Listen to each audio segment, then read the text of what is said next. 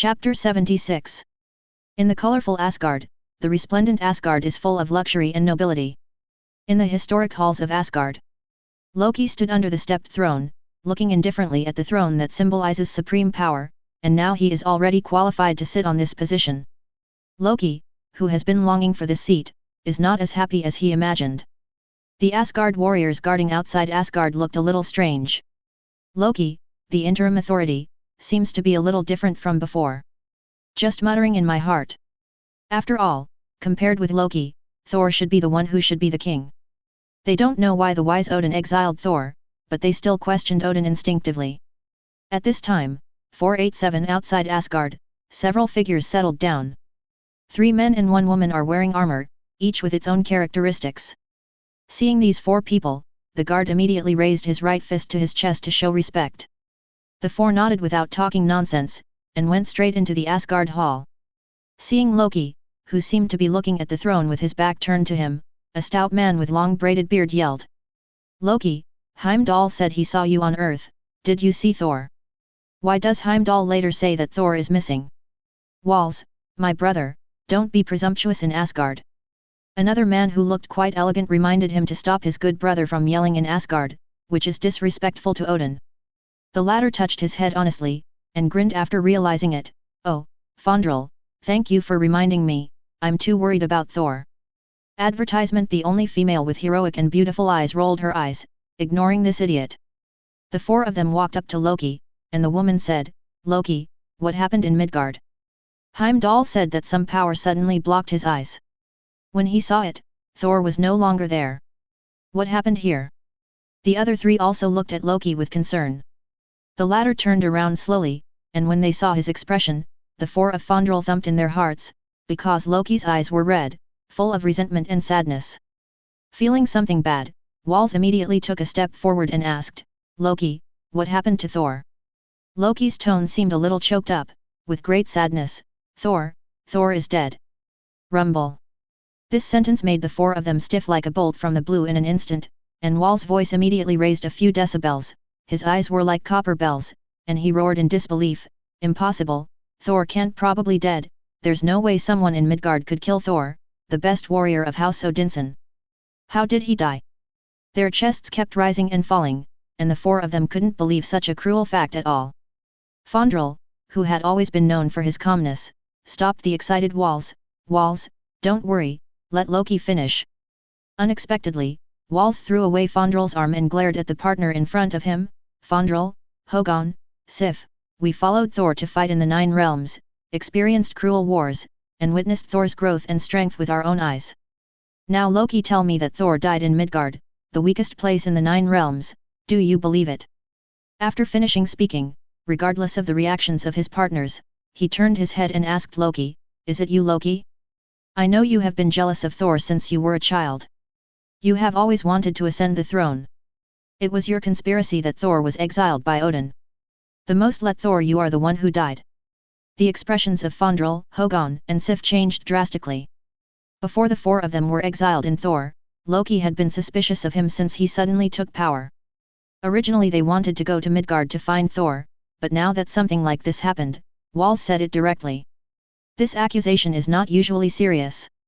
No matter how much they suspect, Loki is still theoretically the prince of the Odinson family temporarily in power for Odin. Advertisement. Walls could be judged for his impulsiveness. Hill reacted the quickest, and immediately shouted angrily, Walls, you're drunk, now, apologize to Loki immediately. Walls simply ignored so much and wanted to refute. But he was immediately held back by Fandral and Hogun, and when he saw the serious expressions of his partners, he immediately reacted, noticed Loki's extremely gloomy expression, immediately got excited, and quickly apologized, I'm sorry, Loki, yes, I was impulsive, I don't. Before he finished speaking, he was interrupted by Loki waving his hand. After seeing Loki take a deep breath, he suppressed the anger in his heart, and said sincerely, I and Thor are brothers, and I will never do something against human ethics like killing my brother. I know Walls is losing his mind with worry and anger, so I don't blame him. These words made the 3 Asgard warriors and Sif breathe a sigh of relief, especially Loki's sincere words, coupled with the generous forgiveness, made the 4 of them doubt their previous guesses about Loki. Loki immediately caught the changes in the eyes and emotions of the four, and was overjoyed. So he continued his efforts, his eyes flushed, and he told the story he had made up. After God expelled Thor, he told me to do my best as the temporary commander of Asgard, and fell into a deep sleep, but I knew that I was not up to the task, so I wanted to find Thor, but when I found him in 1.8, I discovered that when he lost his divine power, he was captured by the Midgards when he was looking for Mjolnir. There is another force from another dimension that wants to capture Thor and Mjolnir. I can't bear it. There was a conflict between us. In order to save me, Thor recalled his divine power, but...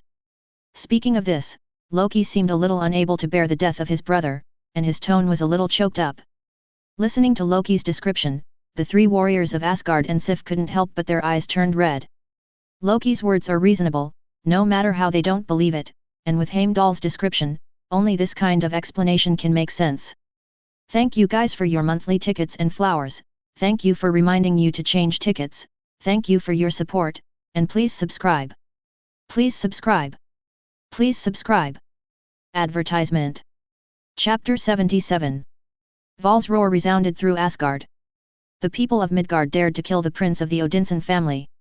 They must pay the price and bear the wrath of Asgard. Val's raged like an angry bull. At this moment, he gave up his previous prejudice against Loki, he looked at Loki seriously, and made the most sincere request, Loki, Volstagg, please launch a war against Midgard, Asgard his iron hooves will make Midgard bloody and avenge Thor. No Fandral, who was the most sober, wanted to object instinctively. However, facing the sorrowful and hateful eyes of his companions, he swallowed back the words in his mouth and fell into silence. My brother Vals, Asgard ruled the 9 realms. For the hard-won peace, we sacrificed countless brave warriors. They dedicated themselves. We do not fear war, but the people of Midgard are innocent. They should not be affected by the war for this. Surprisingly, Loki actually stood up and expressed his opposition. Fandral's eyes froze, and the rest of the people also looked at Loki dully. It's not like Loki could say these words at all. Loki, you alls wanted to say something else, but Loki shook his head and said, Thor's blood debt, we will definitely pay it back, and we will cut off the heads of those people to pay homage to Thor, but we must not launch a full-scale attack war. Father God worked hard for this, and his benevolent radiance spread all over the 9 realms, and he must not let Midgard's blood flow like a river and his bones piled up. Volstagg, Hogun, and Hill exchanged glances, although they were reluctant, they had to admit that Loki was right. Unknowingly, they didn't realize that Lug was in control of the situation at this moment without moving his expression, and subtly changing everyone's perception of Loki. Only Fandral still maintains a trace of instinctive vigilance and suspicion. Although he can't say it, he can feel that there seems to be some disobedience. Fandral rubbed his bearded chin subconsciously and fell into deep thought. Loki is still performing. His eyes were red, showing that for the sake of peace, even if he was sad or angry, he could not lose his mind. The enemy who killed Thor came from another world. I saw with my own eyes that woman summoned an ancient life that seemed to come from another era. A giant hand in the sky grabbed Thor and fell into the mysterious and unknown endless nether world. Advertisement. That picture is something I have never seen before. Our enemy is powerful and mysterious, so we must not lose our minds.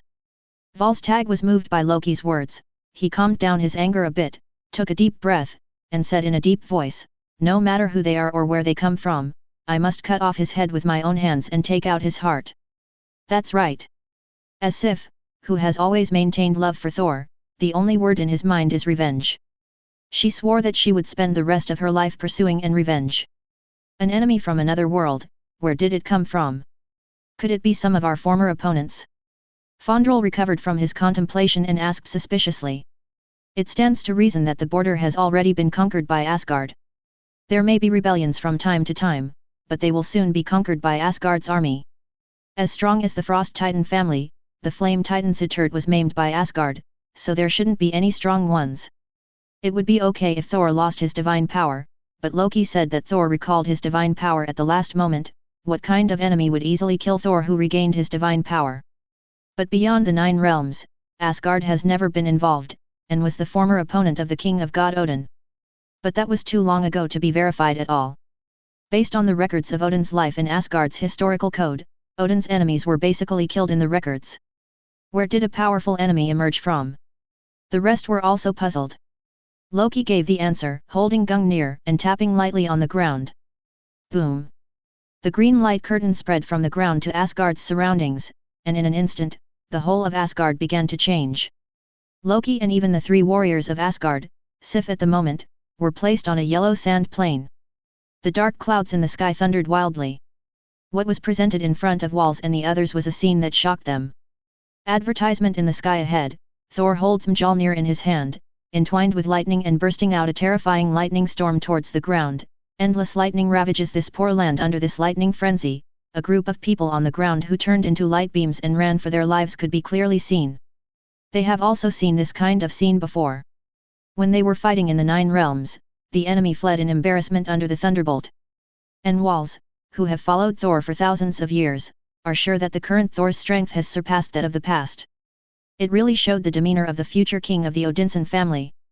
However, it is such a powerful Thor who has encountered the most terrifying enemy in his life. It was a female 837, wearing a grey fur coat, with short silver-white hair, a beautiful face, and a heroic and elegant temperament.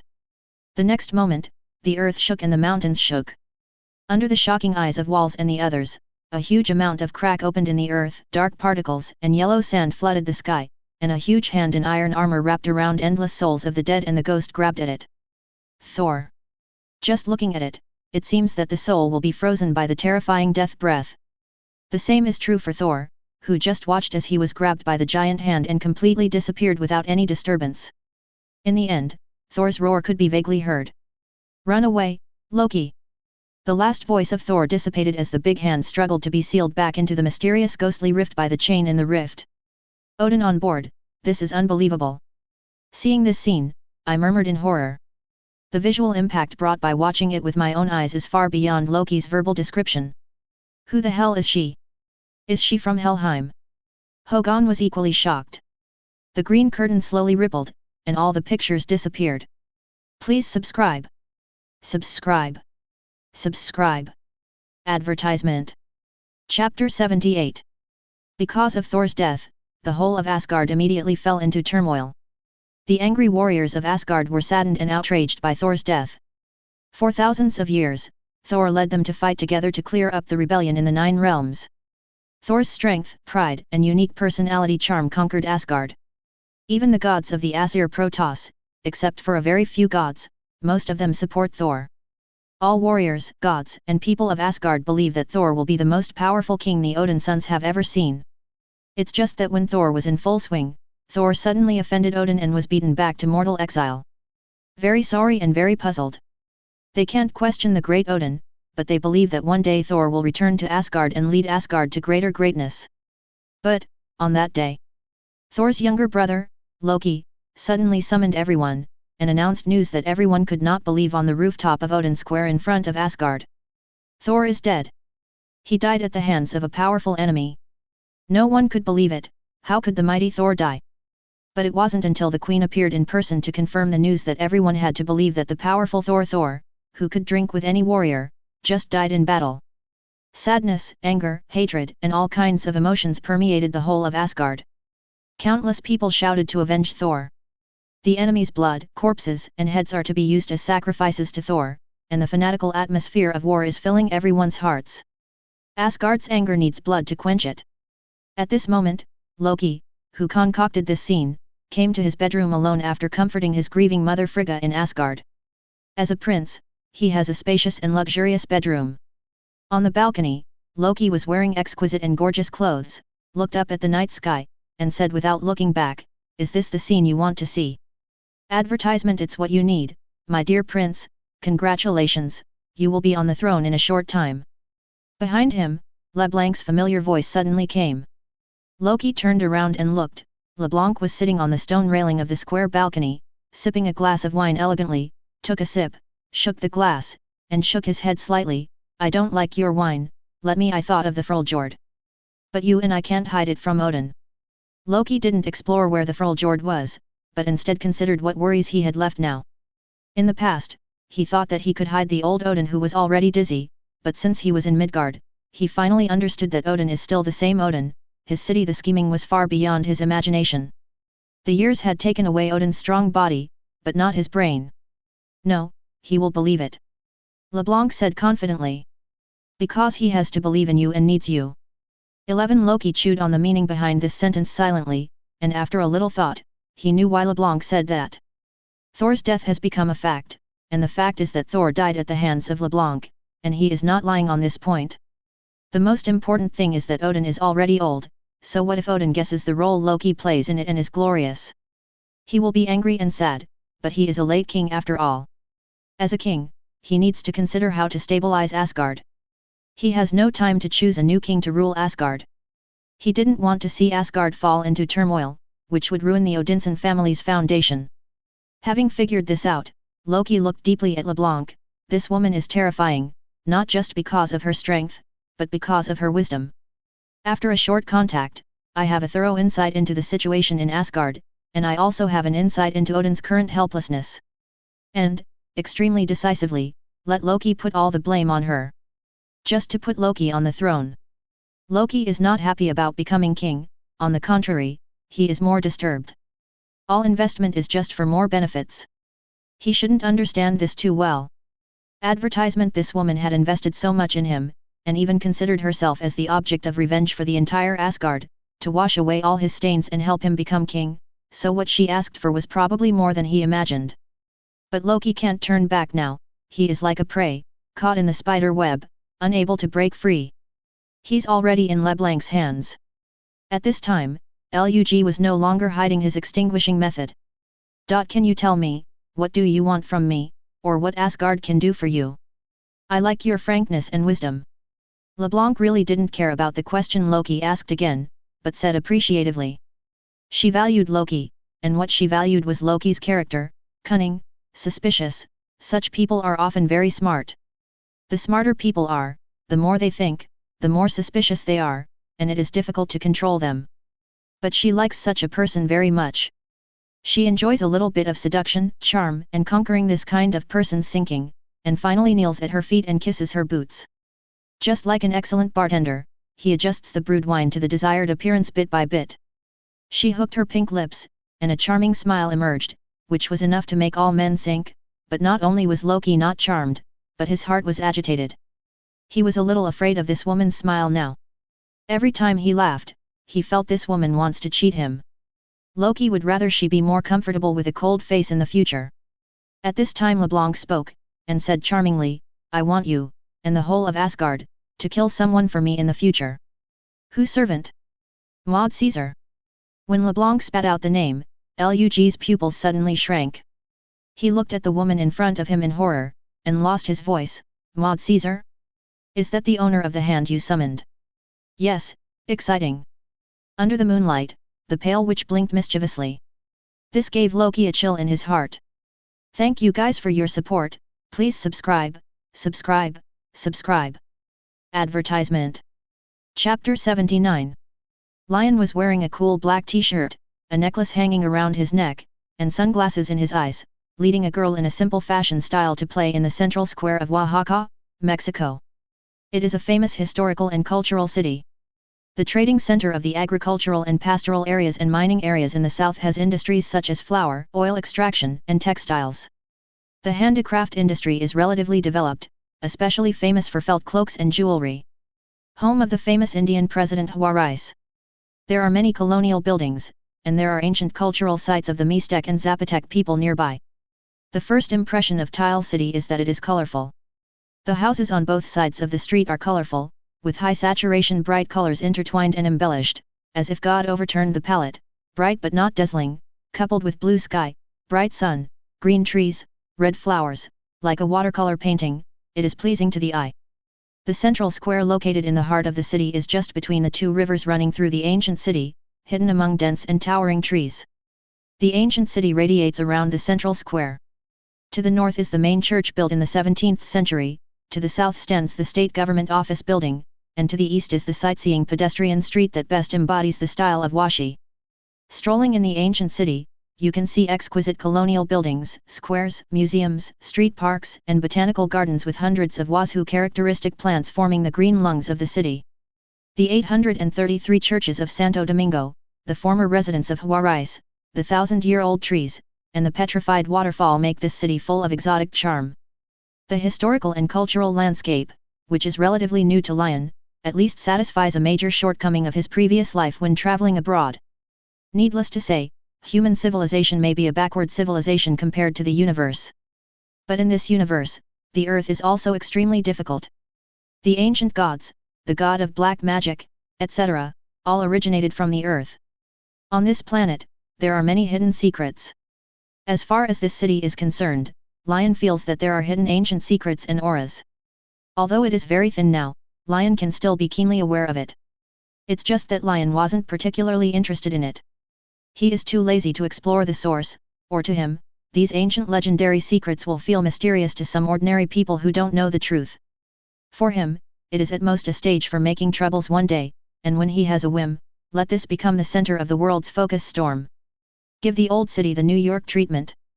As a Yanhuang person in his previous life, he definitely would not harm the ancient Eastern countries, but when it comes to harming the United States or European countries, he has no guilt at all. Advertisement at noon, Lyon took the girl into a restaurant called Samboni. This restaurant has unique specialties. The evaluation scores of tourists are very high, and Lyon can't bear to let it go. There were a lot of people in the restaurant, so Lyon and the girl specially found a corner with a good location, next to the floor-to-ceiling windows. While eating delicious food, you can see the street scenery outside through the glass windows on all sides. While the two were enjoying the delicious food, the world in front of them was covered with black and purple light curtains. Wearing a small grey fur coat, LeBlanc, who was walking as Bayonetta, walked down the aisle gracefully, and sat down opposite Lyon, next to the girl Saber. The tourists and service staff who came to eat didn't seem to see her at all. After the girl glanced at LeBlanc, she didn't pay any attention to it, and fought with the delicious food by herself. "It's over with you." Lyon pushed a mole Mexican magic sauce rice and shepherd's dark pie to LeBlanc. He was slightly surprised that this woman would suddenly come to him. He will give considerable tolerance to the characters he creates, as long as his strategic goals are fulfilled. As for the content of them, he doesn't care at all, and he completely lets go of his tenure. So everyone has a very distinct personality, and the things they do will conform to their own personality characteristics. Like, Def, LeBlanc, what kind of character is she? Ambitious, ruthless, manipulative, tortured for enjoyment, this is her, for which X-Men Logan suffered greatly, Storm and Beast died for it, and even Tony, the central protagonist of the prologue of the era, was almost killed. This is the horror of LeBlanc. It can be said that if it wasn't for Lyon, who still needed those tool men to extract gold coins, came to Mexico in person, and scared her away with a strong posture, then the Pale Witch could even play the superheroes on the earth until they collapsed and died. Advertisement: this thorny black rose is his precious gift to this world. He is looking forward to seeing how many superheroes she can play in the future. LeBlanc caught the smile in Lyon's eyes, her pink lips outlined a beautiful curve, she gently supported her short white hair with her bare hands. She didn't answer, but said with a hint of charming flirting, "I like it. The way I am now, my dear." It has to be said that this woman, LeBlanc, has engraved her charm into her bones, and with the addition of Bayonetta's beautiful and heroic appearance, her temperament has become complicated and changeable. There is a different kind of beauty. At least for a normal person like Lyon, there was already a lot of fluctuations in his heart. Lyon rolled his eyes. "Are you serious?" It has to be said that a woman like LeBlanc is the dream lover of countless men. After all, for something like kaleidoscopic shapeshift, only Mystique Raven can stand up to it. Seeing the playfulness in Lyon's eyes, LeBlanc didn't dare to tease her too much. She doesn't mind devotion, but she can feel the murderous intent emanating from the girl who seems to be obediently eating delicious food beside her. In order not to be slashed by the girl with her sword, Le Milan restrained herself a lot, holding a knife and fork in his hand. He elegantly enjoyed the food, and said his plan: "Now Loki has controlled the situation in Asgard with my help, and there is a loud voice in Asgard to go to war with the earth." Loki needed an uncontroversial, hearty victory, a formidable foe on whom they could wreak vengeance. Lyon tapped his jaw. Asgard and Loki and LeBlanc, also a large stage play. The protagonist of the stage is undoubtedly the whole of Asgard, and the evil villain is definitely this woman in front of me. Then what do you want? I need help, and an army. The counterintelligence team is strong enough, but it still can't support this war, even if it is a war that must be defeated. Please subscribe. Advertisement. Chapter 80. LeBlanc eventually left. She was able to come to Earth in a dignified way because she knew through Lyon that the dark gangster who wanted to invade this universe came out to make trouble again, and Ancient One had to suppress and fatten her. The strength of Sorcerer Supreme lies in this. Not only did he dare to consume Wysandy's wool, but he also dared not to return it. He was stronger than the Dark Lord Dormammu in front of Ancient One, and he could only be beaten unilaterally. Although there are reasons for the weakening of the barriers of the three magician holy places on the earth, it is also enough to prove the horror of the Ancient One. If Ancient One wasn't there, LeBlanc might not have dared to appear on Earth alone. She was also afraid that the other party would come to her if she didn't talk about martial arts. And Lyon saw the gold coin soaring to 40,000 under the entry column, and fell into deep thought. After studying for so long, he has figured out the pattern. The star level is equivalent to about 5,000 gold coins, which is its ceiling. The templates are Mr. Yamamoto and Kagayaheim, and 10,000 gold coins are level sub-godfathers who surpass the planetary level. The stronger the strength, the more gold coins spent will multiply. Level godfather needs at least 20,000 gold coins to create. Now, LeBlanc needs a helper, and the strength must not be too strong, otherwise it will make this Asgard desperate. With a powerful helper and LeBlanc's wisdom, it shouldn't be too easy to kill Asgard. But it can't be too weak, otherwise it won't work. After thinking about it for a while, and thinking about LeBlanc's background, he came up with an idea. Lyon finished the last bit of food on the plate in front of him, stood up neatly and left the restaurant with Shao. Asgard, Asgard. In the main hall, all the high-ranking members of the god realm and even the gods of the Aesir Protoss gathered together, and the noisy sound made the originally quiet and solemn hall as noisy as a vegetable market. But no one will stop drinking. Because everyone here has anger engraved on their faces. The warlike Asgard people could not tolerate the future king, so he died at the hands of dirty and evil people. And Loki, who was standing on the throne ladder, watched this scene with some headaches. Advertisement beside her was Queen Frigg, whose eyes were full of sadness. No mother could bear the pain of the death of her own son. Even if she is the wife of the king of God. Mother. Loki turned his head to look at his mother, he felt guilty and distressed unconsciously in his heart, he was full of hatred for Odin, but he would never hate this Frigga who gave him unreserved maternal love. Seeming to feel Loki's worry, Frigga reluctantly said softly, "Go, Loki, do what you should do." Loki couldn't bear to look at Frigg, nodded and turned back to look at the gods in the hall, stretched out his hand, following the green light curtain, Gungnir, the spear of eternity, appeared in his hand, gently touching it enough to be clean enough to reflect the light knocking on the ground. Boom! Boom! Boom! The crisp impact sound is full of the rhythm of divine power, suppressing all the hustle and bustle. The gods raised their heads and subconsciously looked towards the source of the sound, only to find that Loki was looking at them steadily with the spear of eternity in his hand. With the light and shadow shining on his body, at this moment, the gods actually felt that Loki has such a trace of majesty. The gods of Asgard, for the sake of peace and order throughout the ages, we have waged wars with countless powerful races and rival civilizations, and countless warriors have died one after another. For this reason, Asgard, under the leadership of the king of God Odin, the moment of glory and glory for tens of thousands of years has ushered in.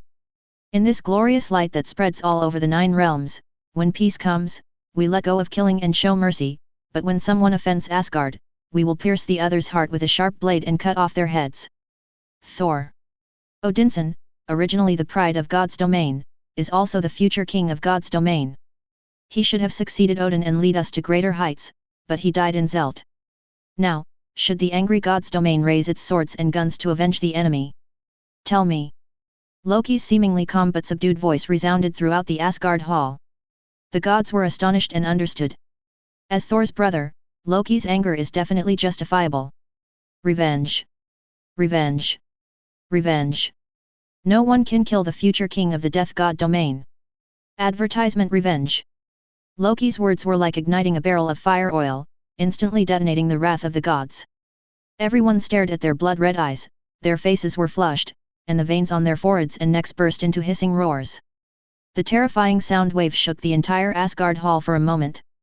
Loki's eyes sweeping across the faces of the gods, as if pleased with their presence raised Gungnir, the spear of eternity.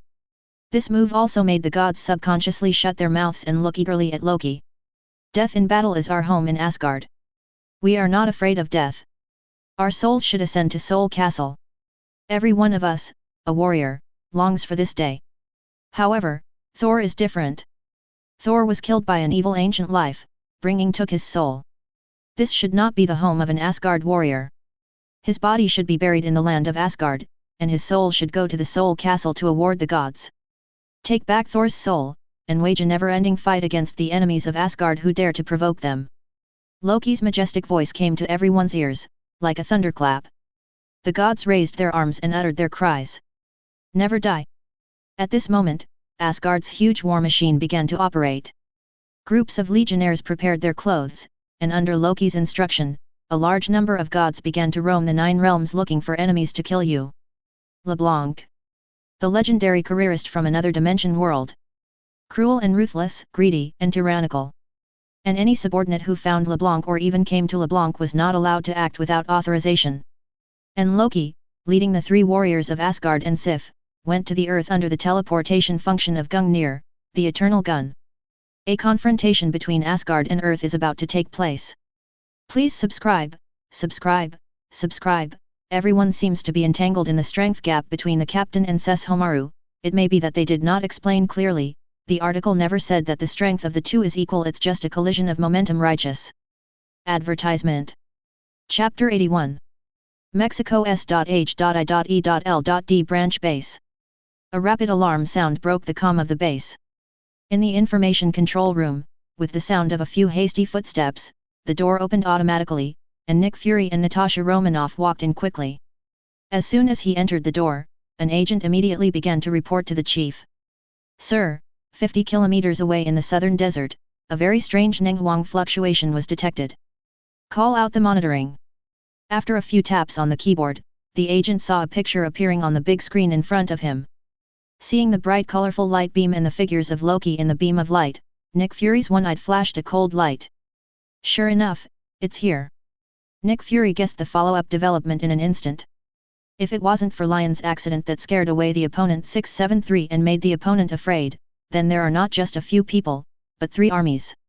Loki's arrival this time is only to show his toughness, and to be held accountable by the way. This subsequent friction between Earth and Asgard should not be too great. At most, the relationship between Earth and Asgard fell into a cold war. Nick Fury's plan to win over Asgard is likely to run aground, but it is the best result to eliminate a war now. Director Natasha Romanoff looked at Nick Fury. The latter said flatly, let's go, let's meet this Loki and see what he wants to do. After speaking, he turned and left, but after taking 2 steps, he stopped and continued, by the way, remember to call the professor and the others. Negotiation, accountability, that also requires the Earth to show its own experience. Natasha Romanoff nodded in response. Thousands of miles of yellow sand. On the Huangsha Highway, there are no shelters around, only all the towering mountain craftsmen and telephone poles. In the blue sky, a scorching sun hangs, and the sun shines down, illuminating the world. The hot wind makes the air slightly blurred and distorted, and the dryness will make people feel a little irritable and unhappy in their hearts. Advertisement. This is where the battle with Thor was fought. On the devastated battlefield, one could see how fierce the battle was, even if it was a day apart. Yen Lei King Warrior and Z could even feel 10 traces of the aura that disgusted them. Loki stood in front of the 4 of them, Gungnir holding the eternal spear, just waiting quietly. Sure enough, the group of humans didn't make him wait for long. Boom! There was a howling sound from the sky, which attracted the attention of Loki and Sif. When they looked up, they saw a black and strange flight aircraft slowly flying from the distant sky. Complete ground. PSST. As the hatch opened, the metal ladder fell, and 3 people walked down from it. It was Nick Fury, Magneto, and the Professor. Since it is not a war, there is no need to bring so many people to negotiate. Too many people will only make the other party underestimate and think too much. His Highness Loki. In front of Loki and the others, only 1 or 2 meters apart, Nick Fury spoke first, his tone full of seriousness. Seeing Nick Fury, Volstagg, who was carrying an axe, wanted to shout angrily, but Hogan and Fondrel, who were quick-eyed and quick-handed, immediately grabbed Walls, who had a tendon, and told him to shut up. After all, now, the declaration on Loki Odin Square has given him a preliminary prestige. Volstagg broke the rules at every turn. After all, if Loki remembers it, maybe this simple and honest guy will suffer a lot later. Loki didn't care about the small movements of the people behind him. The eternal spear tapped lightly on the ground, preemptively giving him his power. Midgard, the eldest son of the Odinson family, died in battle. You have an inescapable responsibility, but God's realm is merciful, we cannot start a war. However, we have your answer. What answer does Asgard want? The murderer who killed Odinson's eldest son must pay the price in blood. In the name of the Odinson family, I ask you to use all your power to find her. Loki is extremely strong, with an Asgard attitude. Loki's words made the three of Nick Fury's eyes fluctuate. Advertisement, you mean her? Nick Fury asked back. There was a sneer in the corner of Loki's mouth. He dared to bring the four Sifs who were brothers with Thor to question him. He was not afraid of the human being in front of him telling the truth. Unless, he wants to completely anger Asgard, which is a conspiracy. That's right, that woman named LeBlanc. As soon as these words came out, the three of Nick Fury looked at each other, with surprise flashing in their eyes. Director Nick Fury, it looks like there's something delicate going on between Loki and LeBlanc, whether it's a falling out or something else, we have to get an angry Asgard to set his sights on LeBlanc. The professor speaks with psychic power. Only stupid people will expose the truth, but the really smart people always divert contradictions. Rather than Loki, diverting Asgard's attention is the right choice. Nick Fury naturally understands this, the truth is no longer important at this time. So he made a choice. The tone changed slightly, and he said indifferently, yes, the enemy of the Earth is also the woman named LeBlanc. Once she and her accomplices appear, we will kill her at all costs. Kill her, hey. Loki smiled disdainfully, looking very arrogant, but he didn't say much, but said another thing, I remember, she also has two comrades Earth, give them to Aspen 0.6 guard. Impossible. Fury immediately rebuffed, Luxian and Fiona are LeBlanc's enemies. They were just manipulated by that woman with black magic. Now we have cleared the black magic. Whether it is manipulated or not has nothing to do with Asgard, I only know that they are involved in this matter, then they must be responsible for it. Loki's tone turned cold immediately. The four people behind them looked at each other, Wallstag's lips moved, but he still didn't speak in the end. Fury frowned, they are our solid allies, and we will never hand them over to you. Fury's tone was extremely firm. For a time, the atmosphere on both sides immediately became tense. Please subscribe, subscribe, subscribe. Advertisement. Chapter 82. Except for the sound of the breeze blowing in the distance, everything is so quiet. Loki and Fury looked at each other. Although the latter was just a mortal compared to Loki, he had no fear, neither humble nor overbearing. There is no arrogance and domineering, no humility, on the contrary, it makes Wallstag and others appreciate it a little. It's just that they don't know that this was originally just a political drama played out for them. Loki originally knew that it was impossible for Fury to agree to his condition. If he forcibly demanded Lucian and Fiona, then Fury would have to turn the tables with a high probability, and some truthful information would inevitably be revealed by then. How disbelieving the three warriors of Asgard and Sif would shake his prestige. After staring at each other for more than 10 seconds, Loki let go after posing. Mark your words, humans, if Asgard finds out you're involved with that woman, then you don't want to see the Asgard army coming to Earth. Boom. Loki's eternal spear hit the ground lightly again, and with a crisp sound, a dazzling beam of light fell down. Loki and the others were bathed in this light, and finally disappeared and returned to Asgard. Looking at the disappearing colorful beam of light in the sky, Fury said flatly, Charles, Mr. Eric, what do you think? A political show, building up prestige to put Loki on the throne, Magneto said with unabashed sarcasm. Don't look at him as if he has never read a book since he was a child, and his sense of smell in politics is even more messy, but his IQ is not low. If he can't guess what the anticlimactic Loki's purpose of coming to Earth is, he is no different from an idiot. It's just sarcasm, the three of them are very clear that once this so-called political show is completed, the situation on the opposite side of the Earth will not be very good. Professor Charles said calmly, as LeBlanc's spokesperson, Loki means our future enemies, and possibly the entire Asgard. We don't know enough about Asgard. The existence of Asgard has made LeBlanc's power in this universe greatly expanded. Once Asgard is completely ruled, the next war should spread to the Earth. Advertisement. Even if there is Lyon on the Earth, the opponent will be jealous, but how long can this fear last? Nobody knows. Charles finished speaking and looked at Magneto. How do you feel over there? Normal. Knowing what his old friend thought, Magneto shook his head. The armor material on them is very special, although there are also metal elements, but there are other elements with specific gravity, which can resist part of my ability. But enough, even if they have an army, I can let them all be buried. His cold voice was full of confidence in himself. Such is the pride of the mutant brotherhood leading Magneto. Nick Fury nodded, believing that Magneto wasn't bragging. For Magneto and professors of SSS dangerous level, the S.H.I.E.L.D. analysis data had already been prepared. He is well aware of the strength of the abilities of the two of them. Both of them have the ability to destroy a civilization, and Magneto's potential is even more terrifying, but his education level is not high. Otherwise, if Magneto has extremely high attainments in physics and electromagnetism, then Fury can't even imagine who else can be his opponent. A man with the ability to destroy planets.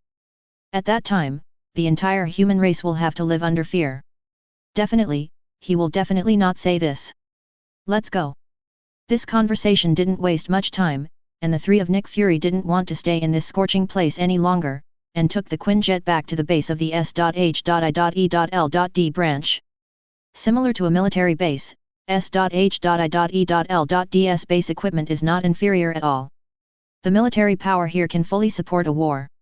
On the training ground of the base, densely packed agents can be seen undergoing rigorous training, and gunshots can be heard continuously. Its precision is evident. Get off the plane. Advertisement. I saw that on the training ground, the three Ashes who had been severely injured had recovered at some point, and together with the rest of their companions, the X-Men, Natasha Romanoff and Barton worker Phil Coulson watched the training of the agents. Talk to each other from time to time, and the atmosphere seems to be harmonious. In fact, a group of them are ready to leave at any time, and if the negotiation fails, they will leave immediately. The three walked over and attracted everyone's attention. Director, how is it? Seeing Fury, Natasha Romanoff was the first to ask. Fury glanced at everyone, and told the details of the negotiation, as well as their guesses, and the rest couldn't help but frown. LeBlanc was originally a big mountain, and as a result, Asgard in Norse mythology is likely to be ruled by LeBlanc's spokesperson Loki. This pressure is not ordinary. Fury looked at the three of Ash. Are you recovering well? After experiencing this war, the relationship between the two sides has been rapidly drawn up, as can be seen from the casual words in the exchanges. AIXI tapped her chin. At the moment 867 didn't wear a helmet, and her beautiful face shone brightly in the sunday. Our body structure is a little different from yours. As long as it is not a fatal injury, we will generally recover quickly. Ash said. He looked at Ike aside. Ike's injury can be said to be the most serious, because he lost a leg, is now supported by S.H.I.E.L.D's mechanical prosthesis. Ike noticed the leader's gaze, and shrugged nonchalantly. I need a new prosthesis when I go back to my hometown. I believe that the UN project group will be willing for us to pay. Ash nodded her head coldly, completely ignoring the meaning of robbery in the words. She doesn't have prosthetics, but as we all know, the assets of the UN project group belong to the rebels. Natasha Romanoff and Barton looked at each other with a habitual expression. Although Ash is a woman, she is not inferior to any man in terms of determination and strength. She is a very charismatic leader, which even a proud Barton admires. Okay, then we have to think about the future of LeBlanc and Asgard. Leave that woman to me, and I will kill her with my own hands. A clear and indifferent voice came, and Fiona's heroic and beautiful face was full of killing intent. Please subscribe. Advertisement. Chapter 83. Then you have to line up Fiona. Lucian said coldly as he was wiping the particle beam gun. I believe you can do it. Ash agreed without sincerity, then continued to look at Fury and asked, Director Nick Fury, our metal equipment was damaged in the previous battle, and Ike also needs to get a new limb, so we have to go back. After reorganizing and updating the equipment, I will also try to find out about LeBlanc. She can directly command the counterintelligence team. This is only the head of the Source Project can command, so she must have a very high status in the Source Project group. We need go back and investigate. Thank you so much for your help, Ash. Fury didn't pretend to stay. Both sides have decisive characters, and he also agrees with Ash's point of view. Ike. Ash nodded, and stretched out his hand to Ike. The latter took out a miniature crystal substance from his waist. As a result, Ash handed it to Fury and explained, "This is Ike's specific base. The hex generator built needs to cross two worlds, so the generator only has a unilateral alarm function. Once you need our help, or find LeBlanc's information, you can press the alarm button. We can use the generator energy to capture and locate, and immediately support across dimensions." Fury took it to express his thanks, but he felt that it seemed a little familiar. It seems that an old friend did this operation in the 1990s. Then goodbye, Director Nick Fury. Ash acted decisively. After explaining, he stood with the rest of the rebels, and after signaling with everyone, Ike took out the instrument inlaid with hex crystals. Ong! The next moment, I saw azure light bursting out from the instrument. Ash and other members of the rebel army shone with azure light, and the next moment, everyone turned into beams of light and shot straight into the sky, before reaching a distance of 100 meters. Disappear. Regarding the departure of the rebels, Barton, Natasha Romanoff, and Phil Coulson were more or less agitated, regardless of others. After all, although they didn't spend much time together, the two sides formed a deep friendship, but everyone felt these brave and passionate rebels who fought against the Pang Daewon Project Group for freedom and for their homeland, and were enemies of the world. I deeply feel admiration.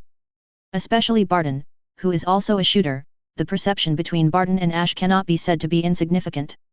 Advertisement. Even though both of them combine bow and arrow with high technology, Ash's ability and accomplishments in archery far exceed Barton's, and this has nothing to do with genes and high technology. If Barton is the pinnacle level of archers in human history, then Ash is another level completely surpassed, just like art. Definitely these are also influenced by Ash having the ancient legendary hero gene in her body. For this reason, Barton also specially consulted with AIXI, and AIXI was not stingy, and taught him all the relevant knowledge, which also benefited Barton a lot. AIXI and others each have their own personality charm. Brave and decisive, Liu Xian has a cold face and a warm heart. From time to time, he will be humorous, although it is very cold. However, during the communication, Barton and others felt that Lucian seemed to have a concern. Needless to say, Ike is a genius comparable to Tony, and a sunny boy, although he talks about time and other things from time to time. Fiona, an elegant master of swordsmanship, seems to be the daughter of a medieval court family, an excellent female warrior who brings her swordsmanship to the extreme. Yi is the master of swordsmanship. He seems to have an unknown past, and he has a unique understanding of nature and the world. Although he couldn't take off his helmet and couldn't see his face, everyone could imagine that he was a wise man full of vicissitudes and wisdom. In just a few days, the rebels helped the Earth, and almost died for it. Their selfless spirit opened up even the agents who pretended to frozen their heart's heart. Fortunately, everyone also understands that leaving is only for better encounters. They believe that in the future, sooner or later, they will have the opportunity to fight side by side. Watching the rebels leave, Fury led Magneto, X-Men, and others towards Tony's ward. In a relatively simple ward in the medical department, after the operation, Tony was lying on the ward, and sitting next to him was a strong, slightly fat, simple, and honest white man in a suit, chatting and communicating with Tony. "Boss, as your personal bodyguard, your injury is a disgrace to my profession. Advertisement. Please tell me who made such a big hole in your chest, I must twist his neck naked. By the way, Pepper has been very concerned about your itinerary these 2 days. Besides, she said that you missed her twice. She is very angry now." Fatty's resentful thoughts. After all, as a billionaire's personal bodyguard, his employer almost died in the end. This will be the biggest stain on his resume. Tony Stark is used to the bodyguard and driver, saying it is an employment relationship, but in fact the relationship between the two is like friends. It's one of the few people he cares about. Leaning on the hospital bed, his bare upper body was wrapped with bandages from his shoulders to his armpits, his face was a little pale, and he was looking at the information on the tablet computer. Hearing that Pepper was very angry, Tony remembered at this time that he and Pepper had agreed to have a candlelight dinner before. Definitely, he doesn't care at all now. When the time comes, he will be coaxed and coaxed. "Happy, trust me, you wouldn't want to meet the woman who nearly killed me." He is more concerned about the other woman now, but he doesn't know if Pepper will be jealous if he finds out. Happy hesitated to speak, wanting to say something. At this time, Fury waited for a group of people to come in from outside the ward. Happy stood up immediately when he saw this, and when he was about to say something, Tony put down the tablet and said to Happy, "Happy, you have to first out." "Okay, BSOS." Happy didn't talk nonsense, turned around and left the ward. Boom! When the gate was closed, Fury put his hands on the railing of the hospital bed, and said jokingly, "You have to thank Fisher, if it wasn't for him, you might have to say goodbye to this world. Please subscribe. Subscribe. Subscribe." Advertisement. Chapter 84. Tony touched his chest, and the corner of his mouth curled up. "Maybe I can ask him to have a good meal. Okay, I can mention him to thank you, but he certainly doesn't have time." Fury didn't say it was perfunctory, but at least it was quite insincere. Skipping this topic, he changed the topic. "Loki has come to negotiate with us, what do you think?" "What do you think?" "It's nothing more than searching for enemies in the void. I'm afraid that Liu, as that woman, should use herself as a target for Loki to hit." Tony sneered. "That's right, Asgard has fallen, and that woman has planted a nail in our universe, which can be said to be offensive or defensive." Fury said seriously, "For us, this is not good news. The Avengers team isn't working anymore, Nick." After a little thought, Tony opened his mouth, and what he said made Fury frown. "You mean it? This is not just our matter, it is also related to the whole world. We can't completely resist this matter even if we are arrogant." Tony shook his head. Originally, that time at New York Seaside Park, originally already made him feel lacking in confidence, but now LeBlanc and the entire Asgard, just an Avenger, are like a wave in the ocean disappearing at any time. No matter how confident and proud he is, it is impossible to put this responsibility on himself.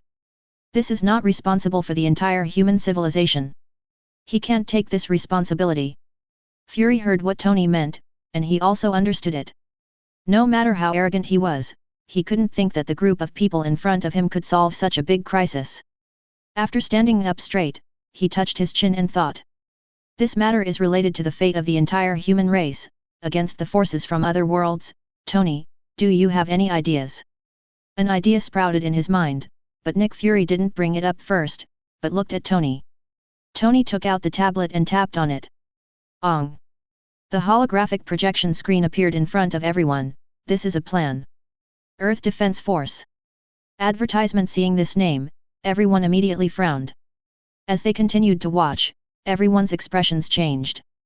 This is a fairly complete organization. It is slightly different from the major intelligence agencies and the military in terms of details. Its structure is complex and simple. To put it bluntly, BDDF, it is to unite the defense forces of the entire Earth. Several branch structures, such as the department in charge of investigation, to investigate the various weird times of the Earth, and the Science Guard, the most important department composed of the best scientific researchers in the world, to specialize in the research and development of emerging technologies by the highest wisdom. Especially for combat. The research items are equipment, weapons, super soldiers, ability serum, and so on. The attack department gathers the best elite members in the world, and each of them has a very strong ability, equipped with the best technological equipment, weapons, etc., relying on the military power of all major countries in the world. It is dedicated to resisting future interstellar wars, alien invaders. The larger the number of these elite members, the better, and they should be formed in the form of an army. And the real core is the combat team composed of the strongest individual combat ability of the defense forces, which uses combat power to benchmark the gene-powered rebels and even the Xiao organization. These specially deal with single-body combat, which is an enemy that cannot be dealt with by conventional troops and technological weapons. Members such as Magneto, Hulk, Phoenix Gretchen, etc. Tony counts as one, not to mention that he has planned to develop anti-series armor. The unique flexibility and air superiority of MK armor is enough to become one of them. Everyone who watched the Earth Defense Force's meticulous structural plan was shocked. No one expected that Tony had already been thinking about and even perfecting this plan just after the operation. Wow, this plan is very feasible. Natasha Romanoff nodded approvingly, and even the X-Men who didn't like working with the government agreed. After all, there are many conflicts between mutant and the government nowadays, but in the face of powerful foreign invaders, all conflicts will be transferred every day. This is the unchanging law between tribes and between countries after the birth of civilization on Earth for thousands of years. Only Fury frowned. He is very clear that the plan Tony put forward is very good, but if he wants to implement it, there are many obstacles. He must gather all the forces in the world, consume funds and resources, and all countries need to let go of their contradictions and join hands. Advertisement. Fury, this matter is related to the entire human civilization, and we must promote it even in difficulties. Tony said firmly. He already realized a lot when he was on the verge of life and death once. You should know the characters of those people. Fury rubbed the space between his brows with a headache. That's why they didn't get hurt. Tony snorted coldly. Human beings are like this, only when the real crisis comes, will they know how to abandon all contradictions and hold together for warmth. Magneto and Charles glanced at each other, the latter thought for a moment, and said flatly, they pay more attention to interests, we can definitely exchange interests. Benefit. Everyone present was moved.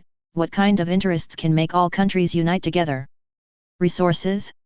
Or technology? Tony lowered his head and thought for a moment, then raised his head and said in a deep voice, a brand new world, a technology that can promote the evolution of human civilization for a century or 1,000 years. You mean? The experimental results of the UN project group, the Hex technology portal. Tony said with deep meaning. Nick Fury glanced at Tony unexpectedly, you mean? That's right, the source program experiment and the benefits brought by the Hex tech portal will make them agree. Tony nodded. To put it bluntly, it is drawing a big pie, with the powerful forces of the chaotic dimension universe, LeBlanc and Asgard as external pressure, and the source project experiment and Hex tech portal as internal interests. Give a stick and a date. There is a high probability that all countries will agree. After all, the fighters of the UN project are so powerful that they have completely surpassed ordinary humans. And there is also a Hex tech portal that can cross parallel universes. The benefits brought by this are too huge, and it is the most tempting for anyone. This is also Tony's trump card to promote the establishment of the Earth Defense Force based on this. Definitely technology is here, whether you can get it, and whether you can research it successfully is none of his business. Please subscribe. Subscribe. Subscribe. Advertisement. Chapter 85. Top floor of the S.H.I.E.L.D. building, Long Island. The former SHIELD director Alexander Pierce sat on a chair, took off his eyes, and put down the plan in his hands that could detonate the entire world. He rubbed between his brows with a headache, looked at Nick Fury who was standing by the floor-to-ceiling windows and didn't know what he was thinking, and said helplessly, "You really gave me a problem, Nick. This plan is running out of time, and Earth is running out of time." Nick Fury knew that the plan didn't just need him, nor did he need the influential old boss to come forward. He turned around, looked at Pierce, and said coldly, "If you know there is an external threat, but you don't work together, you will only kill yourself. They need benefits, and I give them enough chips to feed them." Pierce clicked his jaw lightly. A brand new world, a technology that is enough to make human civilization leap forward, a hex portal, once implemented, it will be a gluttonous feast, and anyone will be full of oil. The moment he saw the report, his heart was already moved. To put it bluntly, even if Fury doesn't say anything, he still wants to promote the fact of this plan, and he must use all his abilities to take a bite out of this huge amounts of benefits. This will lay the biggest foundation for Hydra to dominate the world. One Earth can no longer satisfy Pierce's ambition. A new world, more advanced civilization and technology are the real goals of Hydra. Today, Pierce has completely changed the original plan. Any insight plan is in the past tense. It is too narrow to rule a mere Earth. Their eyes should be on the stars and the sea. Go, let's go meet those high-level people.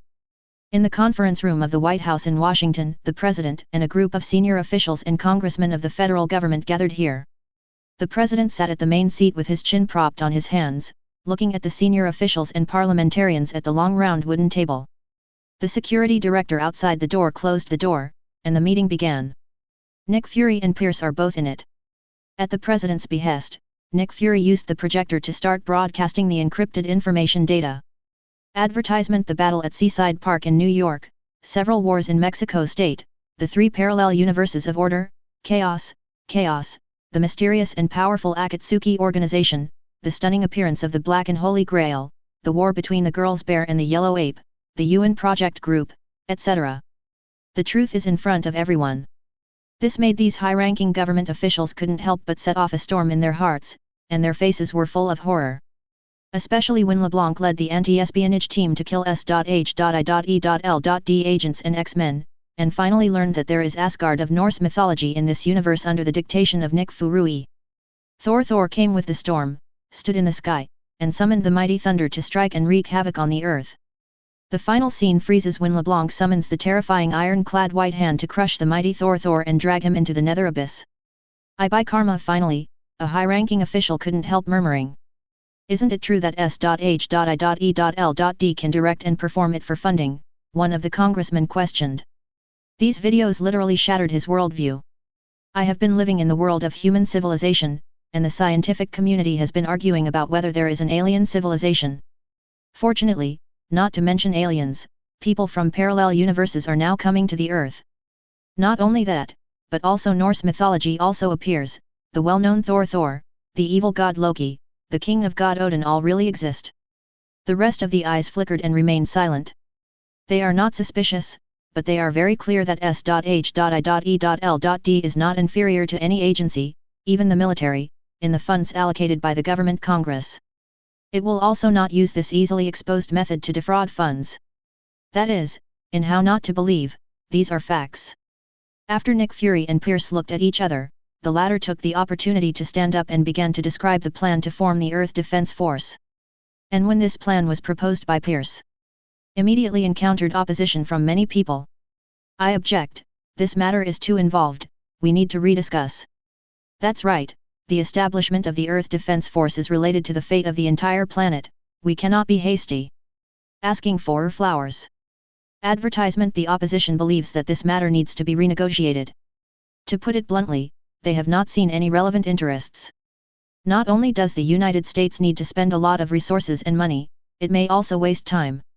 From the opposition there are the supporters.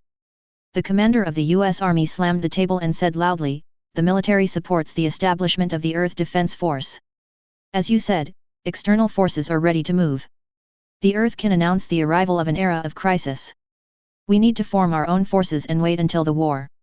Come on, what are we discussing? Discussing what? Discussing surrender. The military philosophy is simple. That is the need for war, whether it is exporting war or other wars, anyway, as long as there is war, they will support it. For the military bosses, war is the best time to gain benefits from it. Military power and money can all be obtained from it. Whether you win or not is another matter. Therefore, senior federal officials and the military originally are two groups with divided interests. What's more, the military has somewhat captured a sliver of information. After all, the top commander of the Mexico State base has revealed a lot of information. This information is enough for the military to see even greater benefits. The neutrals remain silent as usual. For a while, the opposition and the supporters immediately quarreled. Amidst the quarrel, the president knocked on the table, "Gentlemen and ladies, pay attention to your manners." The president's words immediately silenced both sides of the quarrel. Satisfied with his prestige, the president looked at Nick Fury and said, "Director Nick, continue talking." Nick Fury also knows how to cast the bait. So, as he flicked his projection pen, two images immediately appeared on the projector. One is the fighter experiment of the Source Project Group, the members of the anti-espionage team, the combat data of the gene-powered rebels, and there is something similar to a portal. Gentlemen, what comes next will hold the key to changing the destiny of mankind. Thank you guys for the flowers and monthly tickets. Please subscribe. Subscribe. Subscribe. Advertisement. Chapter 86. The situation is changing. In the video of the members of the World Security Council, Pierce took the lead in proposing the concept plan of the Earth Defense Agency. When this concept appeared, it immediately caused an uproar in the meeting of the World Security Council. All countries in the world are well aware of the ability of the United States to do things. Today, Pierce actually proposed the so-called Earth Defense Force, which immediately aroused the vigilance of members of the councils of various countries. Facing the temptation and questioning of various congressmen, Pierce took out the documents with a calm face. The World Security Council meeting is basically led by the United Nations, and for the sake of confidentiality, Pierce specifically led the meeting with S.H.I.E.L.D, making this meeting in an encrypted form. So he also confidently and boldly transmitted the data and video to the parliamentarians of various countries. But when the congressmen saw the video and the 657 information, their expressions suddenly changed. After watching carefully and confirming the accuracy of the information, everyone didn't answer first, but hurriedly ended the meeting and reported to the senior management. The matter is too big for them to call the shots. But Pierce knows that this time, the first cooperation in the true sense of human history will be ushered in. This is not just a formal cooperation, resources, military power, technology, etc. will all be integrated together. Definitely only big countries can carve up this huge feast and cake, and small countries can't even insert their citizens at all.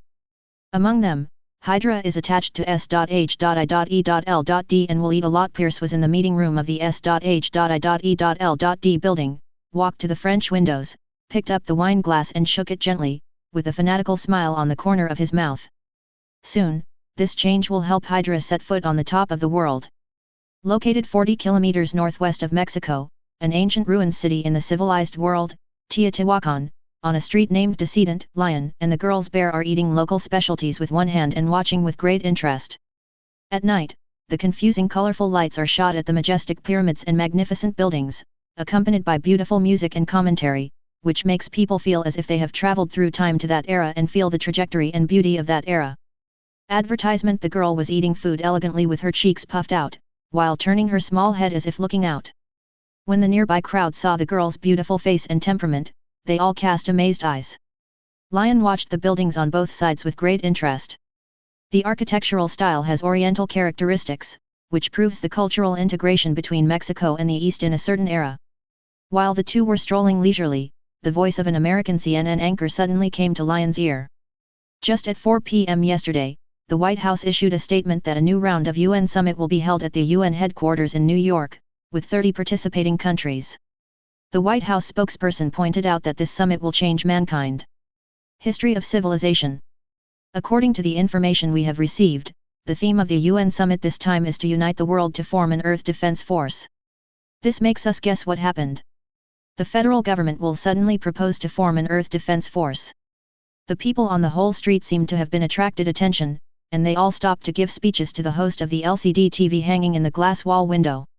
And another so-called expert is guessing what an alien invasion is, what is a lot of nonsense about uniting the world to contribute to Earth peace. Anyway, except for Meijing, who was brainwashed by public opinion, no one else would believe it at all. However, the content of it is intriguing, especially what the so-called Earth Defense Force is, and why the United States promotes this defense force. Careful people have also found that most of the participating countries are developed and developing countries, and backward countries are not among them at all. This makes people even more suspicious. Lyon is well aware of the reason, but he really didn't expect that because of his intervention, the Earth seems to be creating an Earth Defense Force. If the power of all countries can be integrated, then the strength of the Earth Defense Force cannot be underestimated. At least it will usher in a new era. It seems that the pressure he puts on makes people like Nick Fury anxious. While thinking, a small light white hand held a piece of ice cream and put it in front of him, interrupting Lyon's thinking. He looked over and saw the girl staring at him with her head tilted, holding an ice cream in her hand. The bag, all of which is inside, while Lyon was thinking, slipped to the side ice cream shop and bought a bag. Lyon smiled softly, stretched out his hand to touch the latter's smooth hair, and in the girl's slightly joyful eyes, he found ice cream, which was very sweet after he took a bite. Advertisement: Lyon didn't delay too much either. Instead, he continued to wander around with the girl. When we walked to a building full of Oriental classical-style relics, there were not many people on the street here. There were trees and trees on both sides of the dark path, and the colorful lights in the distance made the light and shadow here erratic, which made people feel dizzy. The weird feeling of hemp. No wonder no one comes here. The quiet score made the girl like it very much, quietly licking the ice cream, acting like a little follower. Both are enjoying the moment. The breeze blows, the trees and vegetation on both sides shake their branches and leaves gently, the fragrance of the plants, and the dessert in the mouth make this moment so beautiful. It's just that this beauty didn't last long. Lyon and the girl stopped, and there was no one around at the moment, only the street lights on both sides were shining dimly. Ahead, a black figure looms. Under the orange light, 5.3 could be seen as an old man wearing a black suit coat and holding a civilized stick, looking at the two of them with those faint eyes. To be precise, his eyes were on the young girl. The slight maliciousness in her eyes made the girl accurately capture it, and her pretty face was immediately icy cold. Wisps of terrifying aura are spreading from the tender body. Lyon stared at the old man, felt the vague darkness and the pungent sulfur smell of the old man's body, and a name appeared in his mind instantly. Faith, Lord of Hell. What a perfect person, a perfect soul. Moto Faith stared at the girl and spoke slowly. Please ask for a monthly ticket for flowers, thank you for your support, please subscribe. Subscribe. Subscribe. Advertisement. Chapter 87. The pure and dark magic power seemed to be like an index finger, and the black-purple streamer turned around the girl. The light that spilled from the top of the street lamp was covered by this darkness. In an instant, the speed of time and space in the world slowed down a bit. At the moment, Saber, who was originally a cute girl, turned into a ruthless death god who slaughtered all living beings. Death god's eyes stared at the old man, wisps of killing intent turned into sickles to cut the air. But the killing intent that would instantly turn any ordinary person into an idiot had no effect on the old man. In the darkness, his figure was blurred. The old and ethereal voice spread in the ears of Lyon and the girl. The life born from the great sacred vessel is the soul bathed in curse and darkness, and it is also the purity yearning for light. Souls like you are rarer and purer than fallen angels. Submit to me, to the great king of hell. You should not wander among ignorant beings. Your 13th destination should be to pick up the blade and slaughter the greatness of the common people. The power of bewitching and seducing spreads across the world. It seems to let the girl sink into the endless abyss. But the girl's soul is too pure, so pure that this kind of power can't control her will at all. She flicked the girl's pale jade hand, and with the black blood streamer entangled rapidly, a blood-colored holy sword appeared in her hand. You are annoying. The girl said truthfully. The girl doesn't know how to hide it, and everything she hates will be revealed on the surface. From the girl's vision, from the perspective that ordinary people can't see, she sees that the old man is surrounded by countless dead souls, each of which has a distorted face and howls, I want to break free, I want to be free. But it can't be done at all. The soul of the old man is like a cage with huge amounts of souls locked in the cage. King of hell?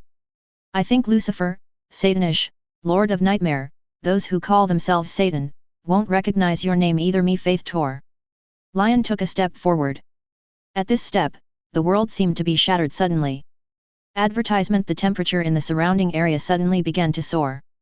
The old man who claimed to be the king of hell, Mo Faith, finally shifted his gaze to Lyon, and let out a huh in his mouth, as if he was a little surprised. After looking up and down, I was even more surprised. From the very beginning, he didn't see anything strange about the man in front of him, he just thought he was an ordinary human being. When the Ancient One was confronting the Dark Lord Dormammu, he smuggled to the earth and planned to fight with him more than 10 years ago. The little brother who signed the contract contacted and communicated with each other. Before finding the younger brother, he suddenly noticed a soul that attracted him very much. When he rushed here, he found this extremely special girl. Unexpectedly, there was a human being next to the girl who couldn't see the details clearly. It seems that a lot of things have happened in the world recently, so, can you tell me why you know so much? Child. Mo Faith said seemingly kindly. It's just that Lyon has already seen through this sinister, cunning, and greedy old guy, and he keeps walking. Ong. After a few dodges, after images were pulled out, and Mo Faith Toe was face to face in an instant, less than a few tens of centimeters away. The wind and waves turbulent, making the suit coat Mo Faith Toe was wearing danced, and Mo Faith Toe gracefully stretched out his hand to hold the circle hat brim to keep it from getting blown away. Face to face with Lyon, eye contact. However, there was a trace of fear in his heart towards the human kid in front of him. Because, at this time, he seemed to feel the same breath from this man's body. Eyes condensed, I feel that your body has a devil's breath, a devil's blood that I have never seen before. Are you from hell? Demon? Hell? Lyon couldn't help but laugh. As a layout person, he wouldn't leave any openings for himself, so he rewrote the half-devil's bloodline for himself. Compared to Mo Faith, a hell devil level boss, his current strength is really not an opponent. But that doesn't mean he's afraid. Except for the blood of the half-devil, his final ability still comes from the old man of the chief captain, which is not far behind the level godfather. Advertisement. However, as long as he wants, the gold coins in the entry column are enough for him to directly exchange for a character ability equivalent to the combat power of a level godfather. For example, a saint with a normal 7th sense. It's just that the usual gold coins are too useful. To exchange gold coins for abilities that have not been created, the gold coins need to be doubled, which means that a character ability that was originally worth 10,000 gold coins will cost 20,000 to exchange. I can get a discount. He is budget conscious and definitely will not do uneconomical things. But now, Lyon does not need to rush to exchange. Because, the faith in front of him is just a soul projected on the earth. As long as the real body of faith is not Ancient One, he is limited to the contract and dare not come to the earth at all. What's more, his original character is a werewolf who has the title of Demon Hunter and dares to fight against the Demon Queen Morgana. The character design will definitely continue. 757 So Lyon faced Mo Faith's deep eyes, and said with indifference in his voice, I have killed many demons, but I have never killed a demon lord of your level. If you hang your head as a trophy on I believe the business will be much better. The overwhelming murderous intent spread, Moto Faith's heart moved, and he kept searching in his mind, wanting to find a matching character, but his expression remained unchanged. Oh? Are you going to fight me in this bustling urban area and city? Lyon doesn't want to continue talking nonsense, he is going to decide on Faith's soul. Boom! Lyon suddenly stretched out his hand, and under the shocked gaze of Moto Faith, he pierced through the night and grabbed his neck. Moto Faith snorted. Lyon's lips drew a cold arc, and he said softly, I hate people interrupting this silence, since you are dancing, then, don't stop. Boom! The loud noise resounded all over the world, and I saw a pair of devil-like wings tearing and blooming behind Lyon's back. The neck and exposed arms seemed to flow like magma, and the wings fluttered. The long night sky. Please subscribe. Subscribe. Subscribe. Advertisement. Chapter 88. A figure as bright as a shooting star cut through the night. The terrible roar ravaged the sky, causing people in the city to look up at the sky subconsciously, but under the night, they could only see a shooting star with a red tail flame disappearing. People pointed and showed joy, but they didn't know that the so-called shooting star was actually two people. On the billowing dark clouds in the sky, in the terrifying fog, Lyon held onto Faith's neck tightly, and immediately led him across a canyon area hundreds of kilometers away from the city. At an altitude of tens of thousands of feet, a raging fire was burning all around, and it fell towards the ground like a meteorite. Moto Faith wanted to struggle, but a terrifying force he had never seen was imprisoning his soul. He didn't know what this power was, but it was powerful. The others are just part of the projection of his soul, unable to break free for the time being. In the end, watching the human with a cruel smile in front of him, he grabbed himself and crashed into the deep ground of the canyon. Rumble. The roar of the terrifying explosion resounded through the sky, the entire earth shook, and the turbulent airflow swept in all directions. The mountains formed by the surrounding rock walls were all broken and collapsed under this terrifying air wave, and the sky was full of stones, dust, and smoke. Roar. A roar that seemed to come from hell came, and in the dust and smoke that filled the sky, a figure rushed forward and flew backwards towards the distance. After jetting straight for several thousand meters, it smashed heavily into a thick rock wall of a hill. Boom! This person is embedded in the rock wall, densely packed cracks spread across the entire rock wall like spider webs. The dust cleared, and the moonlight fell from the sky, revealing the figure of this person. It was Faith Tor in a suit and coat. Embedded in the rock face. Click! Gravels continued to fall from the sacred place. Moto raised his head in a little embarrassment, his eyes had already turned into pitch black, and he looked extremely horrified. At the moment, Faith Tor has ignited anger. As the demon lord in hell who really stepped on the throne of Satan, no one dared to offend him for many years, and the only one was the perverted woman sorcerer supreme Ancient One, but even if he was forced to sign the contract by the hammer of Ancient One, he would still just because of follow-up plans. Advertisement at that time, he thought it was not worthwhile to fight the Ancient One to the death. As the Ancient One of human beings, he has lived long enough, but unlike demons, he will eventually die of old age because of his longevity. Moreover, Faith is very clear that he is not the only one coveting the world, but also the sinister and hypocritical angels in heaven, Dormammu, the Dark Lord. So he compromised. Also just a compromise. Besides, who else could disobey, blaspheme Faith? No one. But today, a mere lowly human being humiliated him with that superior attitude, with that indifference and disdain. How could he let such a person go? Even if he breaks the contract, he will crush this human being, and he will make this humble human suffer the most painful torture for millions of years. Roar! Moto Faith discarded that false and kind appearance, and showed the face that really belonged to the demon lord Faith. The human epidermis burned like molten lava, wisps of black smoke fluttered, and the skin turned into ashes, revealing the hideous red skin, sharp teeth, horns on the forehead, and the long demon tail at the end. Faith Thor, who revealed his real body, released a terrifying energy that made the world fear. Boom! The surrounding hills shattered and collapsed in an instant, densely packed gravels floated around uncontrollably, and the ground under their feet raged violently. A terrifying blood-colored beam of light shot straight into the sky, connecting with the dark clouds in the sky, and the vortex of the dark clouds burst into a thunderbolt, which is rampant. A majestic and terrifying surge of energy. You humble human being, I want to take out your heart. Mo Faith roared angrily at the surging and majestic energy in his body. But at the next moment, a figure came from a distant pen, surrounded by layers of cone fog and sound barriers, and shot towards Mo Faith. The sight is spectacular. But in the eyes of Moto Faith, this is another challenge from the humble ants. Advertisement. Mo Faith breathed out in a low voice, the killing intent in his eyes was completely undisguised. Boom! The airwave exploded, Mo Faith suddenly disappeared in place, and when he disappeared, all the rubble floating around turned into powder. Dong greeted him. But what Faith did not expect was that Usher was not that humble human being at all. It was a phantom of that man, and when the phantom shattered, what was revealed was a golden apple emitting dazzling golden light. In the apple, there is an unknown power that even Faith fears. Trap. This was the momentary thought that flashed through Faith's mind. This kind of power seemed to be able to devour everything. Moto Faith's supersonic flight stopped instantly, and the high-speed movement stopped instantly, immediately bursting out with a terrible impact. Horrific whines raged in all directions. Mo Faith's ferocious face was full of fear, and he wanted to escape from you without hesitation. However, the golden apple has already been shot in front of him.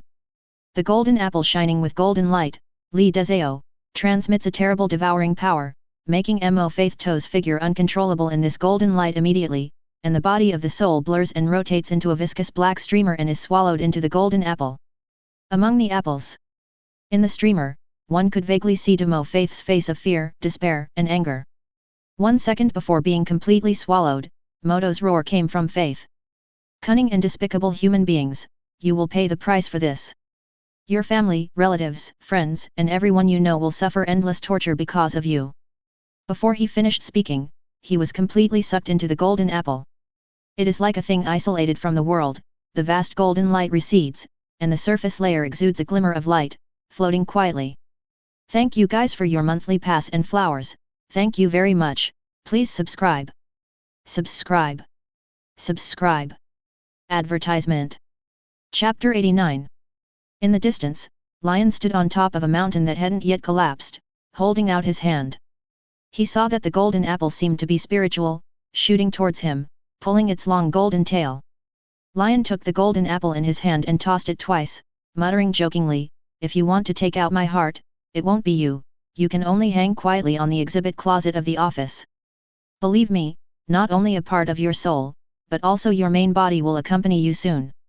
From the very beginning, when Faith set his sights on Saber, he had made up his mind to take this old guy's soul as a trophy. I never thought about going to war with this old guy. He never forgot his restriction of not shooting. As a reason why people have been severely injured in self-cultivation, and because Morgana, the enemy of the chaotic dimension, could not catch the breath, he chose to watch the battle on the coast of New York, and LeBlanc, Mexico summoned one of Maud Caesar after smashing Thor's hand and dragging him back to Nether Hell. He showed up, but only pushed back with momentum. This time, if there is a big war with Moto, wouldn't it make people suspicious? 003 So he exchanged 2,000 gold coins for golden apples. The golden apple is a mythical item among saint warriors, and the golden apple contains the sealed goddess of strife, Eris, which is definitely just an imitation that contains a ray of divine power from Athena. Authentic products cannot be exchanged at Lyon's worth. A golden apple with a trace of divine power from Athena, who is at the level of the 12 main gods, is enough to seal Faith, who has only a part of his soul. Good quality and low price. Even because of Faith's fear, despair, and anger at the end, he converted more than 1,300 gold coins for him in an instant. This means that the stronger the strength, the stronger the luck of the character, the more gold coins will be converted into emotions. The conversion efficiency of ordinary people is simply not as good as that. There are definitely a huge number of them. He will definitely not let go of these leaks. After calculating, the time is about the same. In a short time, a carnival that will spread to the political secession world is coming. That harvest will make Lyon's lies and scripts come true. The so-called lie, when the content becomes true, it is no longer a lie, but a fact. Advertisement Lyon looks forward to that day. At this time, Ancient One's gentle voice came from beside his ears. Looks like maybe I won't have to, Mr. Lyon. Under the moonlight, Lyon stood on the top of the bare rock, holding a golden apple, and turned his head to look at the past. He was wearing a yellow magician robe, holding a classical oriental folding fan, and the crimson mark between his eyebrows was faintly visible. Lyon raised his eyebrows when he saw the mark. I saw more than one thing that surprised me today. If the words pointed out something, Ancient One knew what Lyon was worthy of, and it was not surprising that the other party could see through it.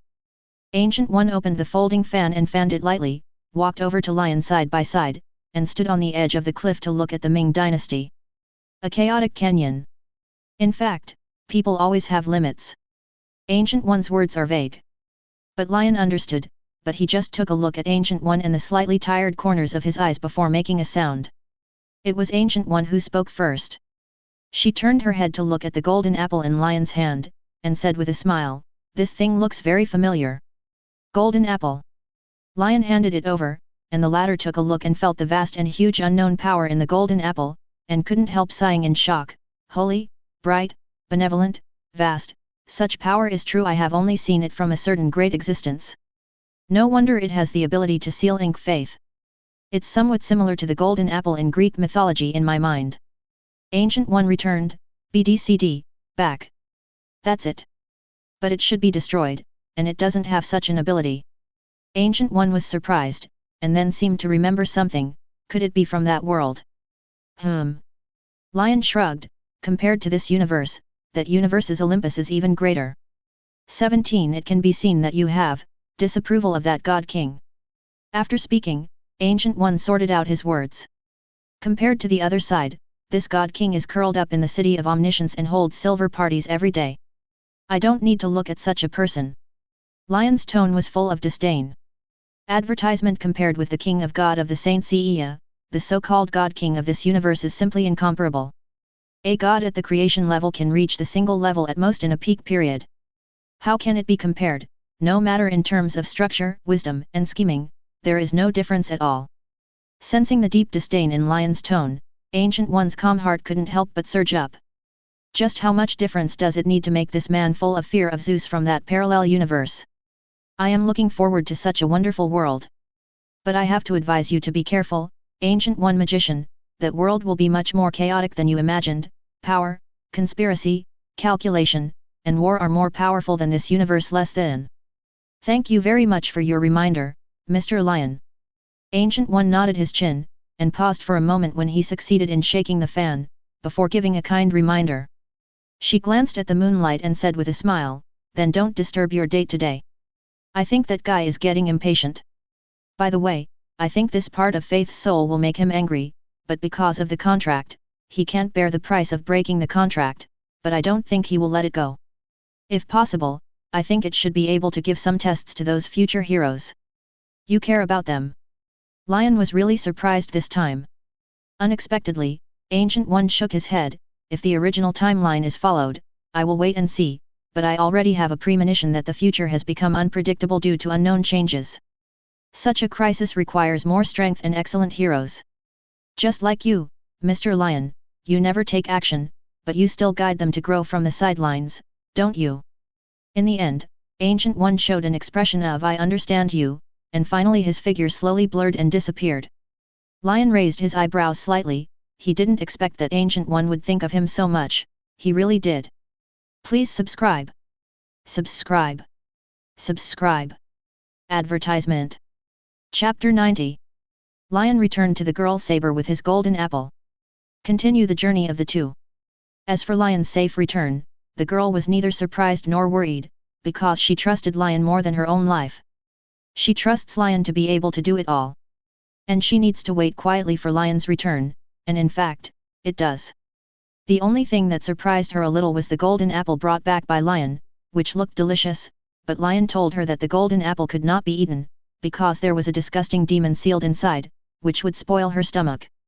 The girl felt a little regretful, although she never ate a bad stomach, but eating an ugly and disgusting demon in her stomach, no matter how the girl was, she would still feel disgusted.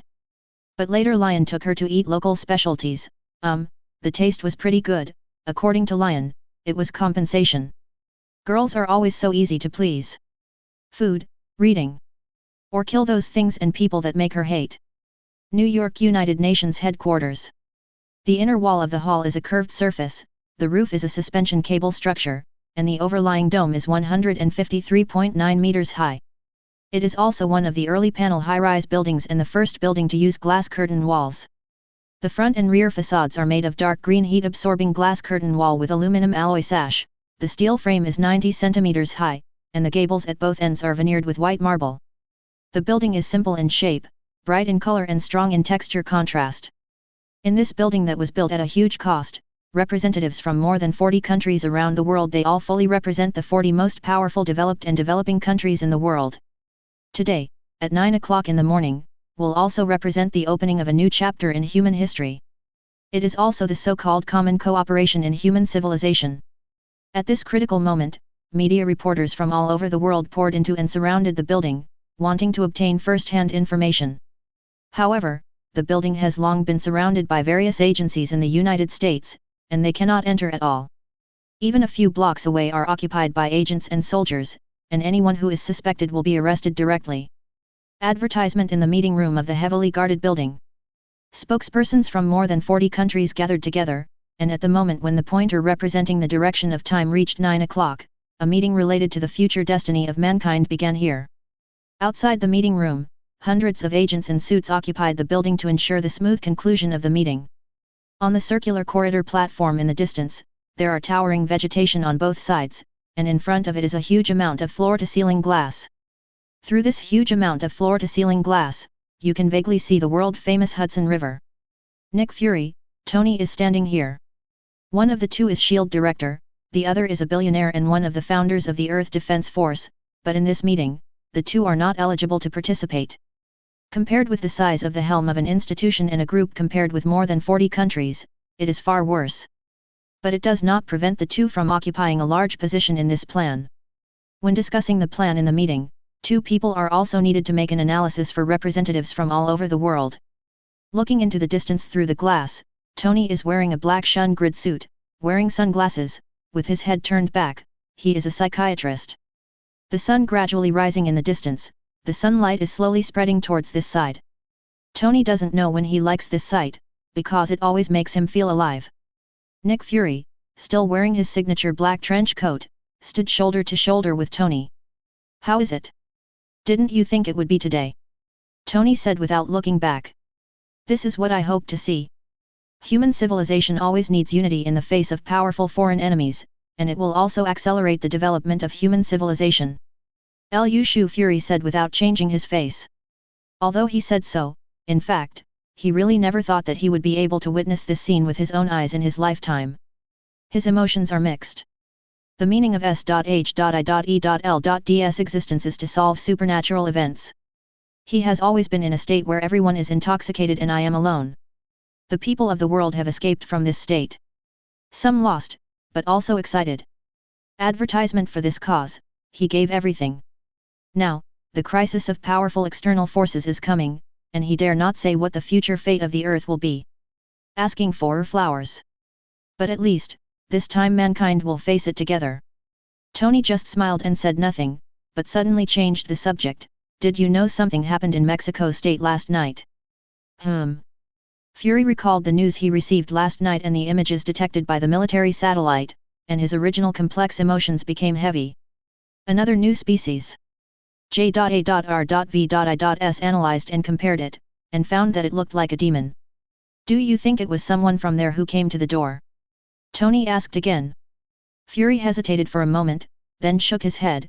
"Maybe it's a demon, but it doesn't have to be someone over there, otherwise Lyon wouldn't have dealt with that thing in that state." But maybe we still need to meet Lyon. The three dimensions of chaos, order, and chaos are powerful and mysterious. He does not want the earth and human beings to be exposed to the eyes of interested people so soon. Demon Queen Morgana is a hidden danger. He thought that this time the suspected demon thing was just here to investigate, but after Lyon dealt with the opponent in a relaxed and freehand way, he guessed that this possibility was unlikely. After all, last night Lyon was tantamount to a shot, but not quite a shot. If it was really discovered by the devil from the Devil Queen's side, then Lyon will not continue to complete the journey with Saber in such a leisurely manner.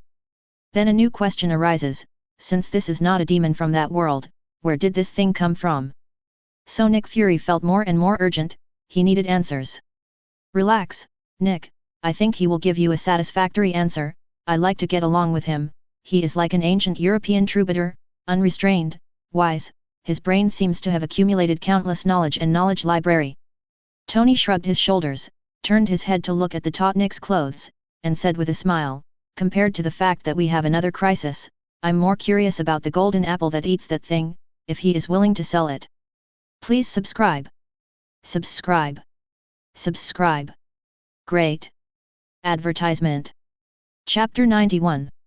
The content of this joint meeting, which has attracted the attention of the whole world, is impossible to guess. Here, the intensity of the discussion far exceeds the imagination of the outside world. Today, the concept of parallel universes has become an established fact. Not only that, but the power of the tip of the iceberg shown by parallel universes can almost make human beings despair. Human beings are always like this, although they are doing crazy internal friction for resources.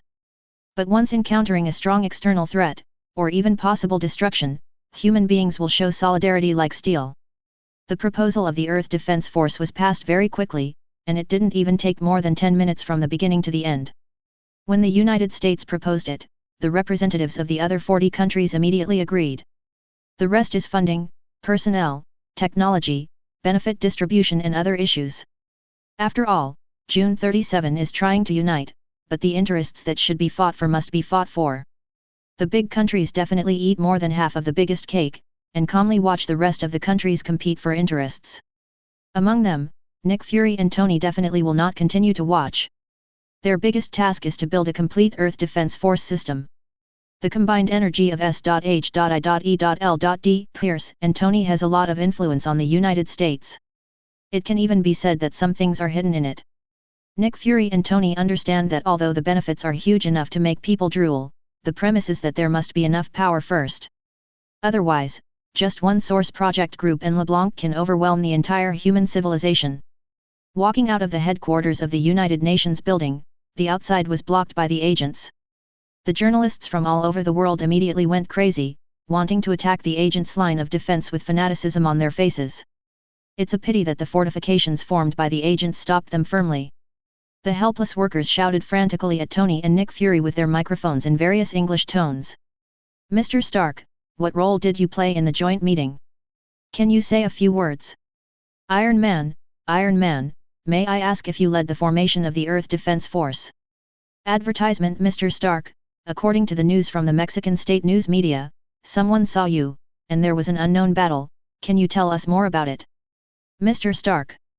Obviously, Nick Fury, an independent and bald black man, looks cool, but his popularity is not worth mentioning compared to a billionaire like Tony, a superhero, and no one looks at him seriously. Fury didn't care either.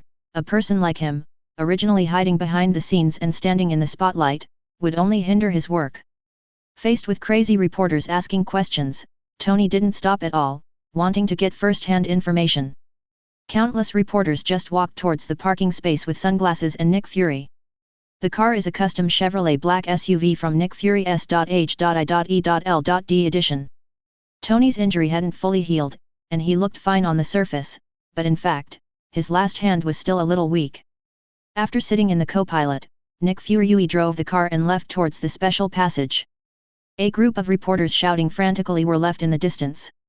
Driving on the road, the crowds on both sides of the road gradually became denser as they drove further and further away. In the car, Tony took out a piece of chocolate sent by Pepper and ate it to recharge his energy. While looking at the road landscape buildings on both sides, he looked at the virtual road trajectory displayed on the car window in front of him, and turned his head to take a look. I remember Lyon didn't seem to come back yet. The end of the road is in Hell's Kitchen. While driving the car, Fury said without looking back, the Earth Defense Force needs the most elite fighters, and I happen to know such a person. Tony chewed the chocolate irresistibly. The corner of Nick Fury's mouth curved slightly. Trust me, Tony, if you give him enough preparation, even if you are wearing a steel armor, he will make the deepest impression on you. This made Tony surprised and said, another mutant, or a mutant? No, he is just an ordinary human being without technology or mutation. Are you serious? Tony felt that Nick Fury was joking. He would not think that he would be invincible by wearing MK armor. After all, Magneto could restrain him to death, but in the ordinary human group, he is the ceiling of combat power. Advertisement: no matter what kind of advanced equipment they wear, the so-called special forces can only die when facing him. Tony doesn't even know what it takes to beat himself. The car just stopped at a traffic light. Nick Fury turned his head and glanced at Tony, who was full of disbelief, shook his head slightly and smiled. You don't really think that you can crush all non-mutated people with MK armor? You underestimate the world, Tony. You are a unique genius in the world.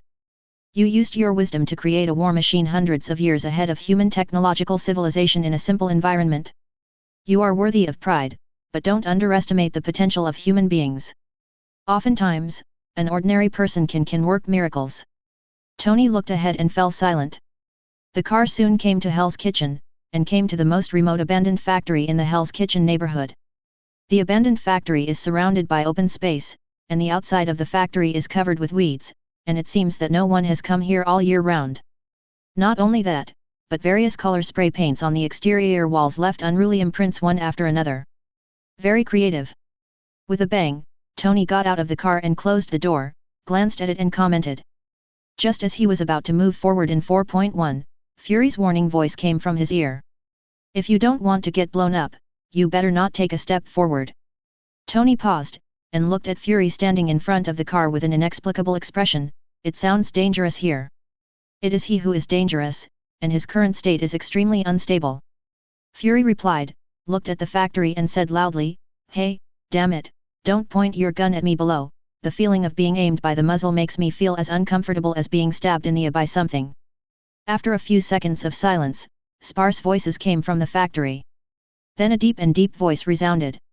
If I could, I'd love to see that picture. Please subscribe. Subscribe. Subscribe. Advertisement. Chapter 92. There are only a few rusted and scrapped cars around the simple factory. Steel pipes and wheels are scattered around, and there seems to be no abnormality. Tony is wearing an expensive suit, combing his hair back and wearing sunglasses, which looks out of place here. He looked at the cold-faced hunk in front of him who was wearing only a tight-fitting t-shirt with a skull printed on it, and asked Fury his own questions. He looks great, but I'm skeptical of what you've said. The hunk wiped the sniper rifle in his hand, and fixed his eyes on Nick Fury. Why did you bring this idiot to me? That made Tony's eyelids twitch, and he stared at Nick Fury with a serious look on his face. Tony already had the idea of challenging this guy. Tony, he's the best fighter I've ever known in the world. Fury shrugged his shoulders, and after calming Tony down a bit, he said to the hunk, How are you doing recently? Frank? The man known as Frank remained indifferent. I'm about to get in trouble with a bunch of idiots. Fury was very clear about his old friend's current career, and he could only say that it was cruel. Frank was lazy for a long time, he said indifferently. Fury, so what are you looking for me for? Fury's expression turned serious immediately. Do you know what happened today? The so-called Earth Defense Force. Frank obviously knew what was going on these 2 days. That's right, that's it, I want to invite you to join. I'm not interested in Boy Scouts. Frank still remained indifferent and refused. Now he doesn't want to work for the government. His only goal in this life is to kill the sinners in the world. Then what if the people we need to deal with are monsters from other universes and worlds? Fury said softly. Advertisement. Frank, who was faintly impatient and wanted to leave, paused his hand to wipe the sniper rifle, and looked directly into Fury's eyes with a hint of vicissitudes. What's the meaning? Literally, we are facing a huge amounts of crisis, Frank, we are facing a group of ambitious and greedy monsters. Fury took out the phone from his pocket and put it in front of Frank's eyes. The latter stared at the videos and pictures flashing by on the phone one by one and remained silent. Asgard, Asgard. Loki stood on the balcony wearing that luxurious clothes, looking at the country he had lived in for thousands of years. There was no trace of emotion on his face, and he didn't know what he was thinking. At this time, soft footsteps came from behind. When Loki heard the familiar footsteps, he turned his head immediately, and saw his mother, Frigga, looking at him with gentle eyes, and his originally hand-round face changed slightly. "Mother, haven't you rested yet? Aren't you the same?" Frigga walked up to Loki, she was half a head lower than Loki, looked up at her son slightly, and said softly, "You should rest, my son." "Mother, me." Before finishing speaking, Frigga put her finger in front of Loki and interrupted, "You are my son, Loki, you can't hide many things from me, why are you suffering? Is it because of Thor?" The tender and distressed gaze made the originally cunning Loki unable to face Frigg head-on at this time. He dodged his mother's gaze, trying to change the subject. "I'll take you there tomorrow." The voice became weaker and weaker, because he saw a trace of tears in the corner of his mother's eyes. He finally fell silent, he could not face this woman who gave her mother's love for him. Frigga stretched out her hand, brushed Loki's folded horns with her slender palm, and said softly, "Don't keep everything in your heart, Loki, although I don't know the reason, but I can see the torment and struggle in your heart. It's not your fault, the people of Asgard will always have their own home, Odin is like this, Thor is also like this. I'm just not used to it, mother." Loki said softly, eyes lowered. "It's normal, it's not easy to run Asgard originally, but I will support you, you just have to do what you think is right." Advertisement Frigg always showed tolerance and kindness when facing Loki and Thor. She doesn't want to be unhappy. After gently comforting Loki, Frigg put down her hand and said, "Go and meet your father, he may be able to give you the answer you want." Boom! These words exploded in Loki's heart like a bolt from the blue, although his expression remained calm on the surface, his heart beat so fast. Odin. He awoke from Odin's sleep? Complex emotions immediately surged in Loki's heart, guilt, hatred, and that subtle joy. Loki suppressed the turbulent emotions, and said softly, "I see, mother, you should go to rest early, and stop worrying about these things." "Well, talk to him well, no matter what, you are father and son after all." Before leaving, Frigg could not help but exhort. She knew that there was a rift in the relationship between Odin 800 and Loki. Looking at the back of his mother leaving, Loki blinked a few times, took a deep breath, and left his bedroom with steps. Along the way, the loyal guards of Asgard saw Loki, his right hand clenched on his chest in respect for the future king. Loki nodded and made his way to the great hall of Asgard. In the magnificent hall, on the throne on the stairs, sat a figure. Under the light and shadow, Loki seemed to see a lion that was getting old and dying. And this figure is Odin. He is no longer wearing his own armor, but normal clothing, sitting on the throne, propping his head on one hand, drowsy, beard, and hair has turned grey. This scene made Loki's emotions a little inexplicably ups and downs. But in the end, after adjusting his emotions, he walked slowly to the bottom of the stairs, looked up at Odin on the throne, and said softly, "Father God." Odin slowly opened his eyes, looking down at the embankment below. After being silent for a while, he spoke slowly. "I didn't expect this to happen, so, is there anything you want to say to me, Loki? Please subscribe. Subscribe. Subscribe." Advertisement. Chapter 93. Loki opened his mouth, his thoughts were confused, but the beautiful and dangerous figure echoed in his mind. "I'm sorry, I never thought it would be like this, Thor died for me." Loki still chose to hide it.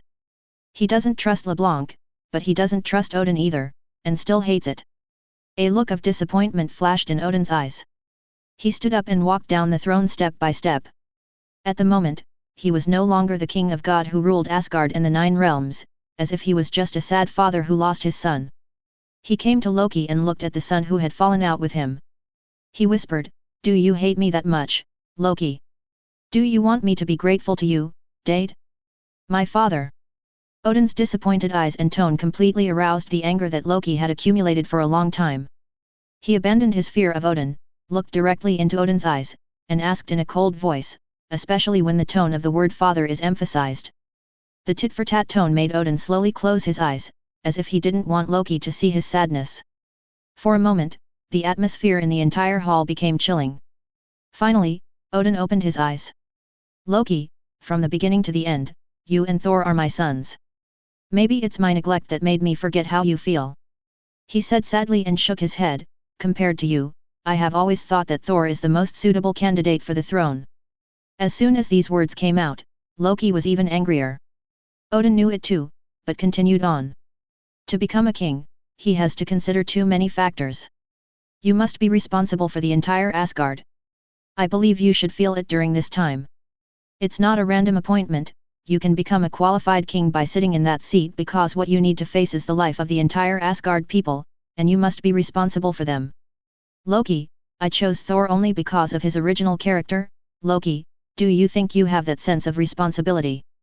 Odin stared at Loki with one eye. Advertisement under Odin's eyes, the latter couldn't help but start to dodge. Why do you think I don't? You are very smart, Loki, but often these little cleverness will limit you. Look at Thor, no matter how low his status is, even a trivial person, he can put everything aside to drink and talk with him, and you, Loki, your character is too proud. Often proud people will let the words high and low be engraved in your bones. You and those people are naturally divided into two classes. Loki, such a king is not qualified. Odin is like an old father, with a gentle and heart-to-heart tone. This made Loki's lips move, wanting to say something, but when the words came to his lips, he said that he should be a person who is good at sophistry, but at this moment, those sophistry words seemed to be completely forgotten. He looked at Odin with a complicated expression. In a daze, Loki felt that he seemed to have done something wrong. Unknowingly, the haze and hatred hidden in his heart suddenly dissipated a lot during today's conversation. You. Loki hesitated to speak. Odin shook his head and sighed, it's all because of my selfishness and arrogance. I didn't care about your heart, which led to today's situation, Loki. Maybe I did it to myself, otherwise, it wouldn't have caused you to want to kill Thor now because you hate me. The words flashed across Loki's mind like lightning. As if struck by lightning, Loki's whole body and thinking froze, and he couldn't help but feel a little fear rising in his heart, and looked at Odin in disbelief. He knew it all, and he was dead too. Just when Loki thought that he was about to die under Odin's wrath, unexpectedly Odin stretched out his hand and patted Loki's shoulder, and walked slowly outside the Asgard hall. Loki turned around stiffly, staring at Odin's back in a daze. After experiencing a huge storm in his heart, he gritted his teeth and followed. All the way to the outside of the main hall. Outside the hall, the loyal guards saluted excitedly. Odin also nodded gently, and took Loki all the way to the grand paradise of Asgard. Standing on a huge platform built of crystal clear marble, holding on to the stone railing with both hands, you can look at the beautiful mountains and rivers in the distance. Advertisement Loki was standing beside him. Odin said without looking back, are you wondering why I would know? Along the way, Loki thought of countless reasons, but now, he no longer has the courage to lie, but nodded, yes. Unexpectedly, Odin said with a smile, you forgot, I am Odin of the Father of God, how could you hide your little thoughts from me? Actually, I exiled Thor, not only because he offended me, but also because I tested you in him.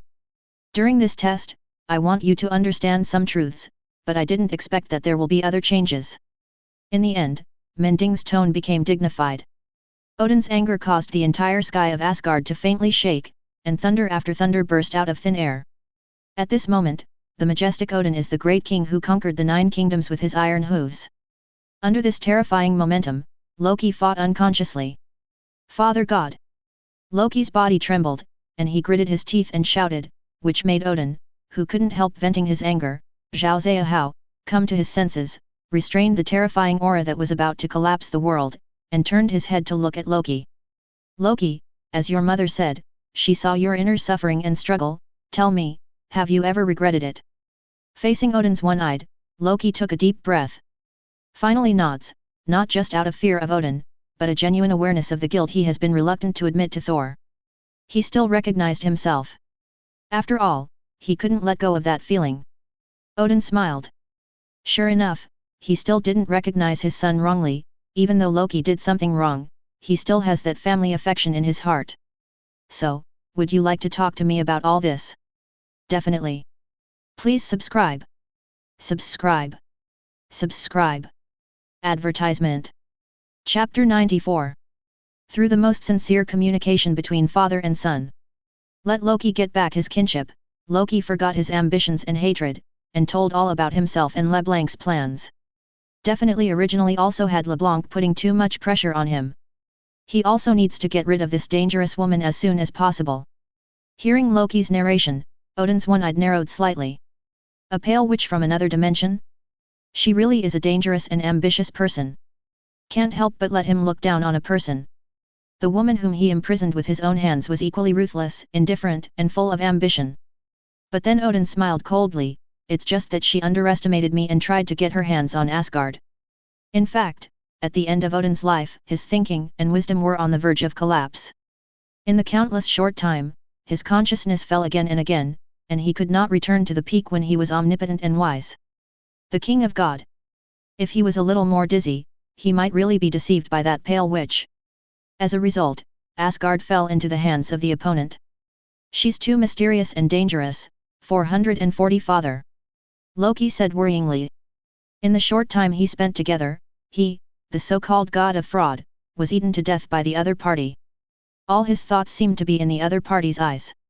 Once in his sleep, he dreamed of those charming eyes staring at him. He has only felt this kind of pressure on Odin. Odin glanced at Loki's expression, because the evaluation of Zinal aesthetics was at the first level. He knew Loki, and he also knew that a person with Loki's character, if it wasn't for real fear, would definitely not behave like this. His thoughts swirled. If he makes a move, he can definitely be captured or even executed, but this is not the situation he wants to see. Because once he makes a move, it will inevitably make his final day come earlier. Advertisement perhaps, if Loki can successfully overcome this crisis, Asgard's past glory will still bloom on Loki and him. After pondering for a moment, he was shocked when he spoke. Loki, I want you to continue working with her.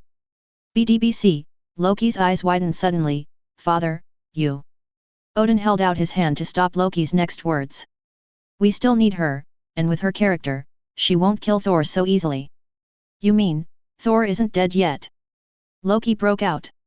His face was full of shock, joy, and disbelief. He had personally witnessed Thor being crushed and dragged into the abyss by the huge amounts of Iron Hand, but now Odin actually said that Thor is not dead yet? Odin nodded, Thor's future will not stop here. While sleeping, I can vaguely see him struggling in a world of chaos and darkness.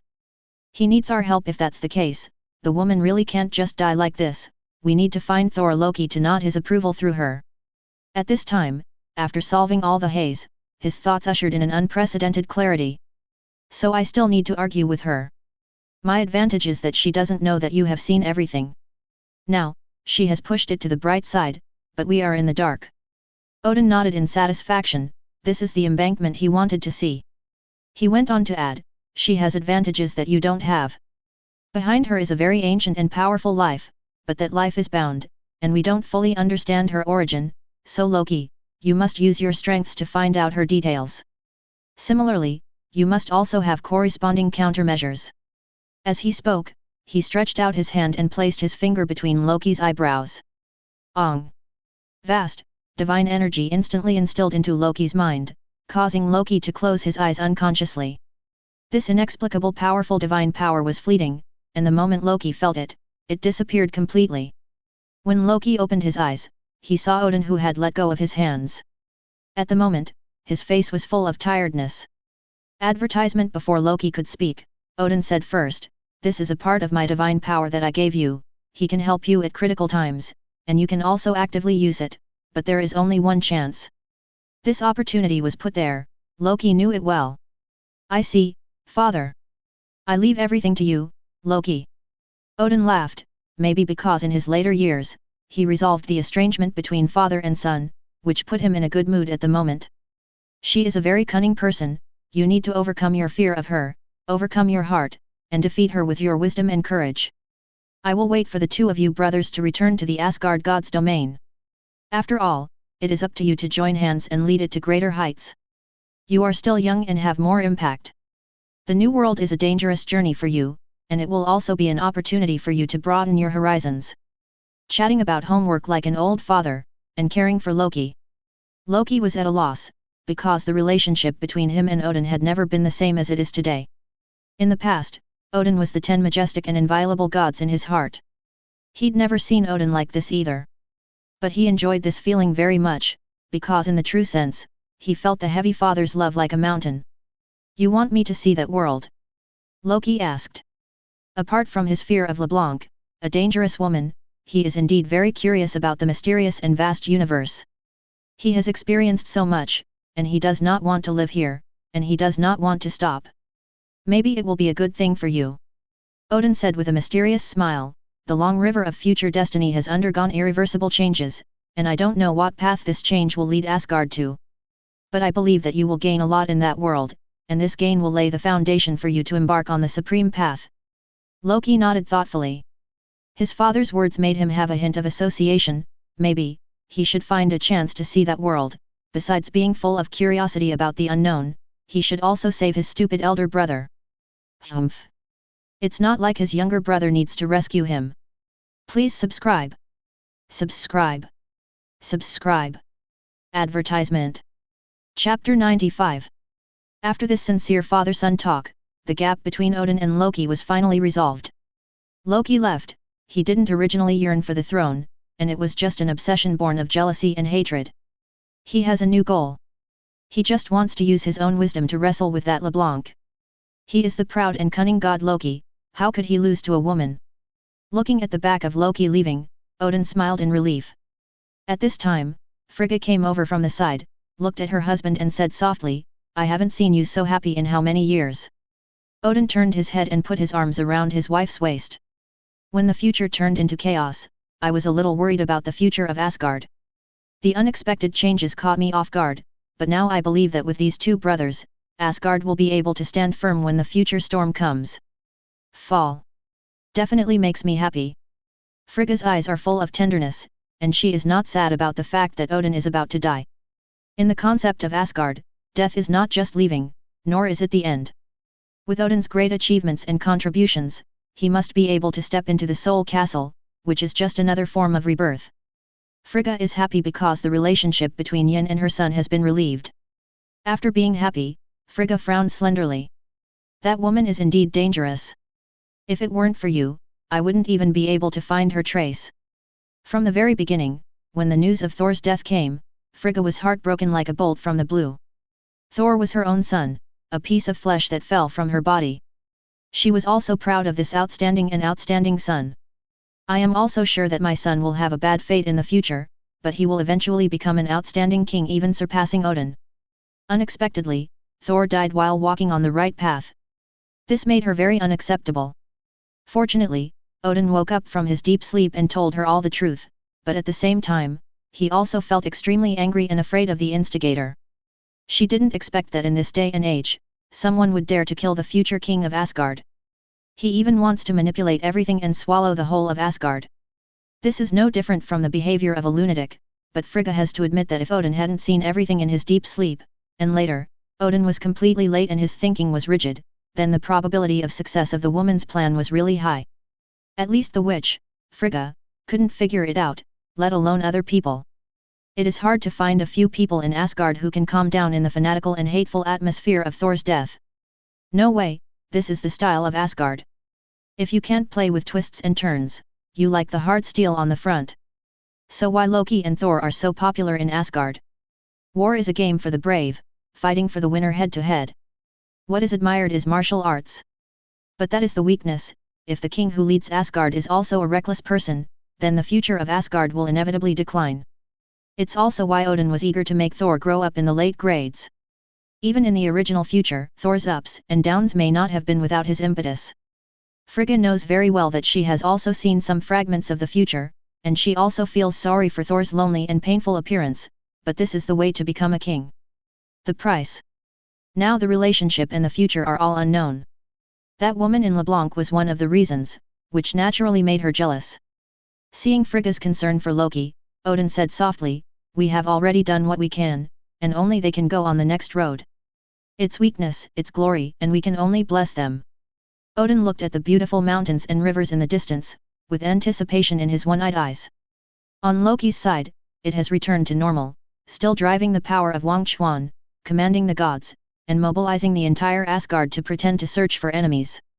He has been waiting for that woman too. Waited for 2 full days. Odin had to fall into a deep sleep again because Odin's sleep was interrupted. That night, when Loki returned to the dormitory, his footsteps stopped, and he saw the elegant woman with her legs crossed and a bunch of grapes sitting on the dormitory chair. Loki's heart moved, and he walked over without a trace of emotion on his face. You're more cautious than I thought. Advertisement. LeBlanc swallowed the grapes he was chewing, and threw the residue on the table aside, in confidence, I won't come when your father is sober looking for you. After all, this is his territory. So, are you ready? Loki walked straight to the edge of the balcony, glanced at it and asked casually. You seem to be in a hurry. I'm looking forward to the moment when I take the throne and take control of Asgard soon, isn't that what you want to see the most? Loki said calmly. You wake up very quickly. LeBlanc's pink lips curled up a little, as if she was satisfied with Loki's obedient and well-behaved appearance. I just want to see higher ground. Soon. LeBlanc didn't have the slightest doubt at all. After a pause, she clapped her hands, in a short while, you will be able to justifiably kill me and avenge your brother. Are you looking forward to it? That was just a performance. Loki's tone was cold, and he seemed angry at being humiliated. Be generous, my cute little Loki, if you want to really kill me, you have to keep working hard. LeBlanc breasted Loki again, she likes to see Loki's anger but can't vent it. Look aggrieved. Sure enough, just as she thought, Loki was obviously very angry, but he could only be incapable of fury, and ended up with a cold face. LeBlanc laughed happily. It was another happy day, but after teasing Loki in the daily routine, she still asked about business. How about it, did it arouse Odin's suspicion? I feel halfway. Loki mused for a moment before opening his mouth. At this time, he faintly began to get nervous, and the next communication represented whether he could hide this woman. Half? LeBlanc instinctively sensed that something was wrong, she didn't rush to speak, but stared at Loki, who just looked straight at LeBlanc, and was unconsciously dodged by her eyes as before. This made her feel a little relieved. But with her character, a little doubt is enough for her to be vigilant. The surface remains calm. Sure enough, it's not realistic to want to hide from someone like him. But he's suspicious, aren't you worried? Why worry? Didn't he fall into a deep sleep again? I believe he is only suspicious, but when the enemy's head is cut off by your own hands, the bones will become your meritorious deeds, and his doubts will not be there. Valuable. LeBlanc said confidently. This is essentially a conspiracy. Without Thor, Loki is the only heir of Asgard who can ascend to the throne. In addition, the merits accumulated after killing the enemy and leading Asgard to successfully avenge him are enough for him to become king. Under the fierce righteousness, no matter how wrong Odin feels, he has nothing to do, unless he would rather risk causing Asgard to fall into turmoil in his own time, and forcefully abolish Loki's imprisonment, otherwise, he has to agree. Loki glanced over and said nothing. But he secretly breathed a sigh of relief. Sure enough, as he thought before, if he told LeBlanc that Odin had no doubts at all, the woman would be suspicious instead. After all, people with the same cunning personality understand each other better than others. Juchen is a perfect lie. Now the emotions in Asgard are getting higher and higher, and they have reached a critical point. This absurd battle of revenge can start. Loki reminded. LeBlanc nodded her chin lightly, I will show up and let them find it. In addition, although this is a war without any suspense, you have to pay attention. You must be killed in the war. I have prepared for you. No small surprise. The alarm in Loki's heart immediately went full, this woman is a lunatic, and he didn't know what the surprise was, but judging by the other person's expression, 10 walks is not a good thing. Ask for flowers. Advertisement. I don't like surprises. Loki hastily vetoed it. But LeBlanc pretended not to hear it at all, stood up gracefully and walked to Loki's side, leaning her tender body on Loki's left arm, with her hands on her shoulders, whispering in Loki's ear. A lie has to bleed to become the truth. Trust me, this surprise will make you the undisputed king of Asgard. After the voice fell, Loki felt the gravity on his shoulders suddenly lighten. He turned his head to look, and the woman LeBlanc had disappeared at some point. Loki frowned, his right fist clenched. This feeling of being pinched in the palm of his hand and being powerless annoyed him very much. But then he calmed down and forced himself to calm down. Now that he can't turn his face, he knows that no matter what he does, it is impossible for him to completely gain LeBlanc's trust. But as long as the other party thinks that he is not a threat, this is an opportunity. To reach this level, Lyon knew that he had to pay more. Our battle is just beginning, LeBlanc, you will pay for what you did. Loki swore secretly in his heart, a cold light flashed in his eyes. Time passed slowly. In just a few days, more than 40 countries, led by the United States and other big countries, announced to the outside world that they will abandon all contradictions and prejudices for the sake of a community with a shared future for mankind. 0. Together to form the Earth Defense Force. The United Earth Defense Force absorbs the most advanced technology and spends a lot of money to train the most mature elite fighters to prevent future crises. As soon as this news came out, it immediately caused an uproar all over the world. Everyone in the world was in an uproar. This involves the most influential and powerful countries from all over the world unexpectedly uniting together. Even the conflicting Eastern and Western powers also joined it. The most important thing is that this is still led by the United States. This is as absurd as the sun coming out from the west. Many people even think that it is an effect created by various countries for April Fool's Day. However, when the influential official media of various countries spoke, the news was confirmed. This immediately caused heated discussions among people all over the planet. After all, everyone knows a lot of things. Let the United States take the lead in forming the Earth Defense Force. The slogan is still an external threat, so where does this threat come from, and will let all countries jointly form a defense force? For a while, various conspiracy theories emerged in an endless stream on social media. Discussions from netizens from all over the world almost exploded the popularity. All kinds of guesses emerged. This is simply the most incredible scene in the history of human civilization. I thought the United Earth Army could only be seen in certain film and television dramas. It's incredible. It's unimaginable, what happened that will make the world's major powers abandon their prejudices and contradictions and unite. Shit, I smell the breath of war, believe me, only an alien invasion will unite the nations. That's right, the Earth is about to usher in the colonial invasion of alien troops, and the end of mankind is coming.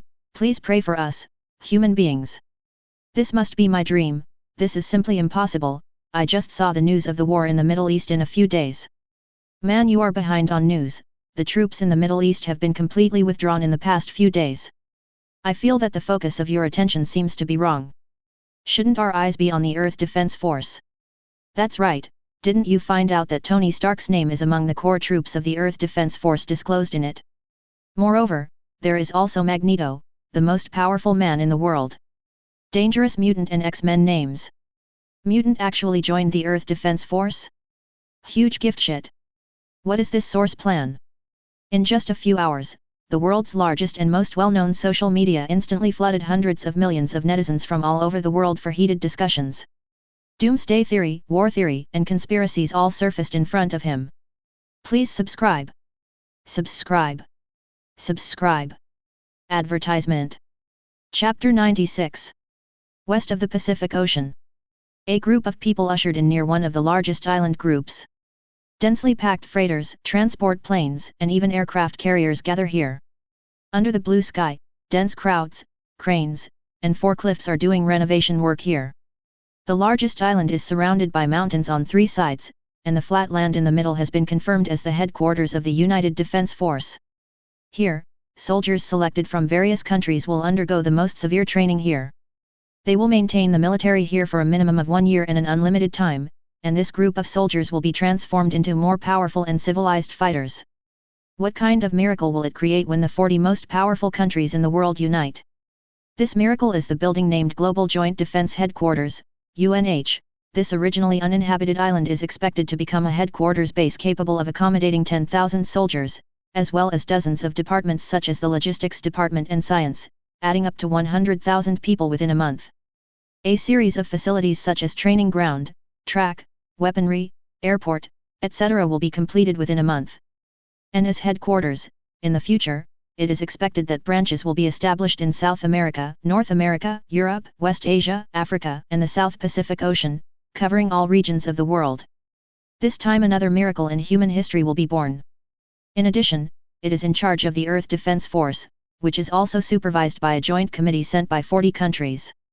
It is worth mentioning that the core members of the department are still appointed as Avengers. This team recruits super powerful members from all over the world, and the 190 that this department faces is monsters with humanoid nuclear weapons from other worlds. The Defense Force maintains sufficient independence. Even the top leaders of the United States, the most powerful country in the world, cannot intervene or even order. This squad, and even the Defense Force, are only responsible for the destruction of human civilization, or external wars. Maybe it's for publicity, maybe it's for public opinion. Various countries dispatched official media to release the construction process of the Defense Force headquarters in the form of live recording and broadcasting on helicopters, allowing the public to watch in real time. It has to be said that this year has indeed attracted the attention of many people. In an ancient town with quite a history, a handsome boy with a beautiful girl saw this scene on the TV on the street, and he couldn't help but like it. I have already begun to think about when there will be a big battle in the headquarters. After all, the Defense Force, which was built with a lot of resources from all over the world, definitely needs an evil villain. Or the whole brother always comes out to play. It is a good idea to be built on the sea, and it immediately reminds a handsome boy of a big guy who likes to live in the sea, but even a grown-up brother is a bit too BT for the Defense Force, let alone maturity period and even the following forms. Most importantly, Marvel has ocean civilization. Atlantis. If there is a brother boss, the sea will probably be churning.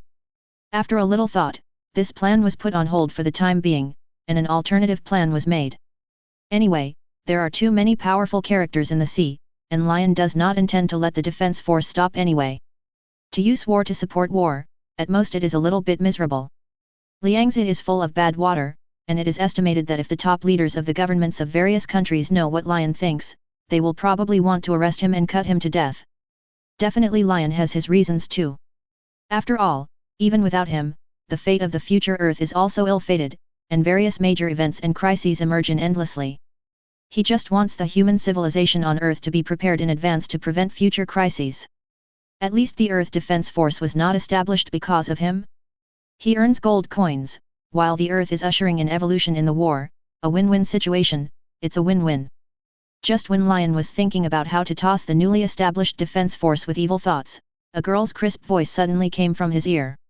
Lyon, my mom eats that after waking up. Lyon turned his head and looked, facing a pair of bright eyes, looking in the direction the girl pointed. It turned out that there was a restaurant called Louisville on the street not far away. Advertisement from the girl's drooling expression, he moved his nose and smelled the tangy fragrance. Naturally, Lyon couldn't refuse the girl's longing expression, and immediately dragged the girl to the restaurant.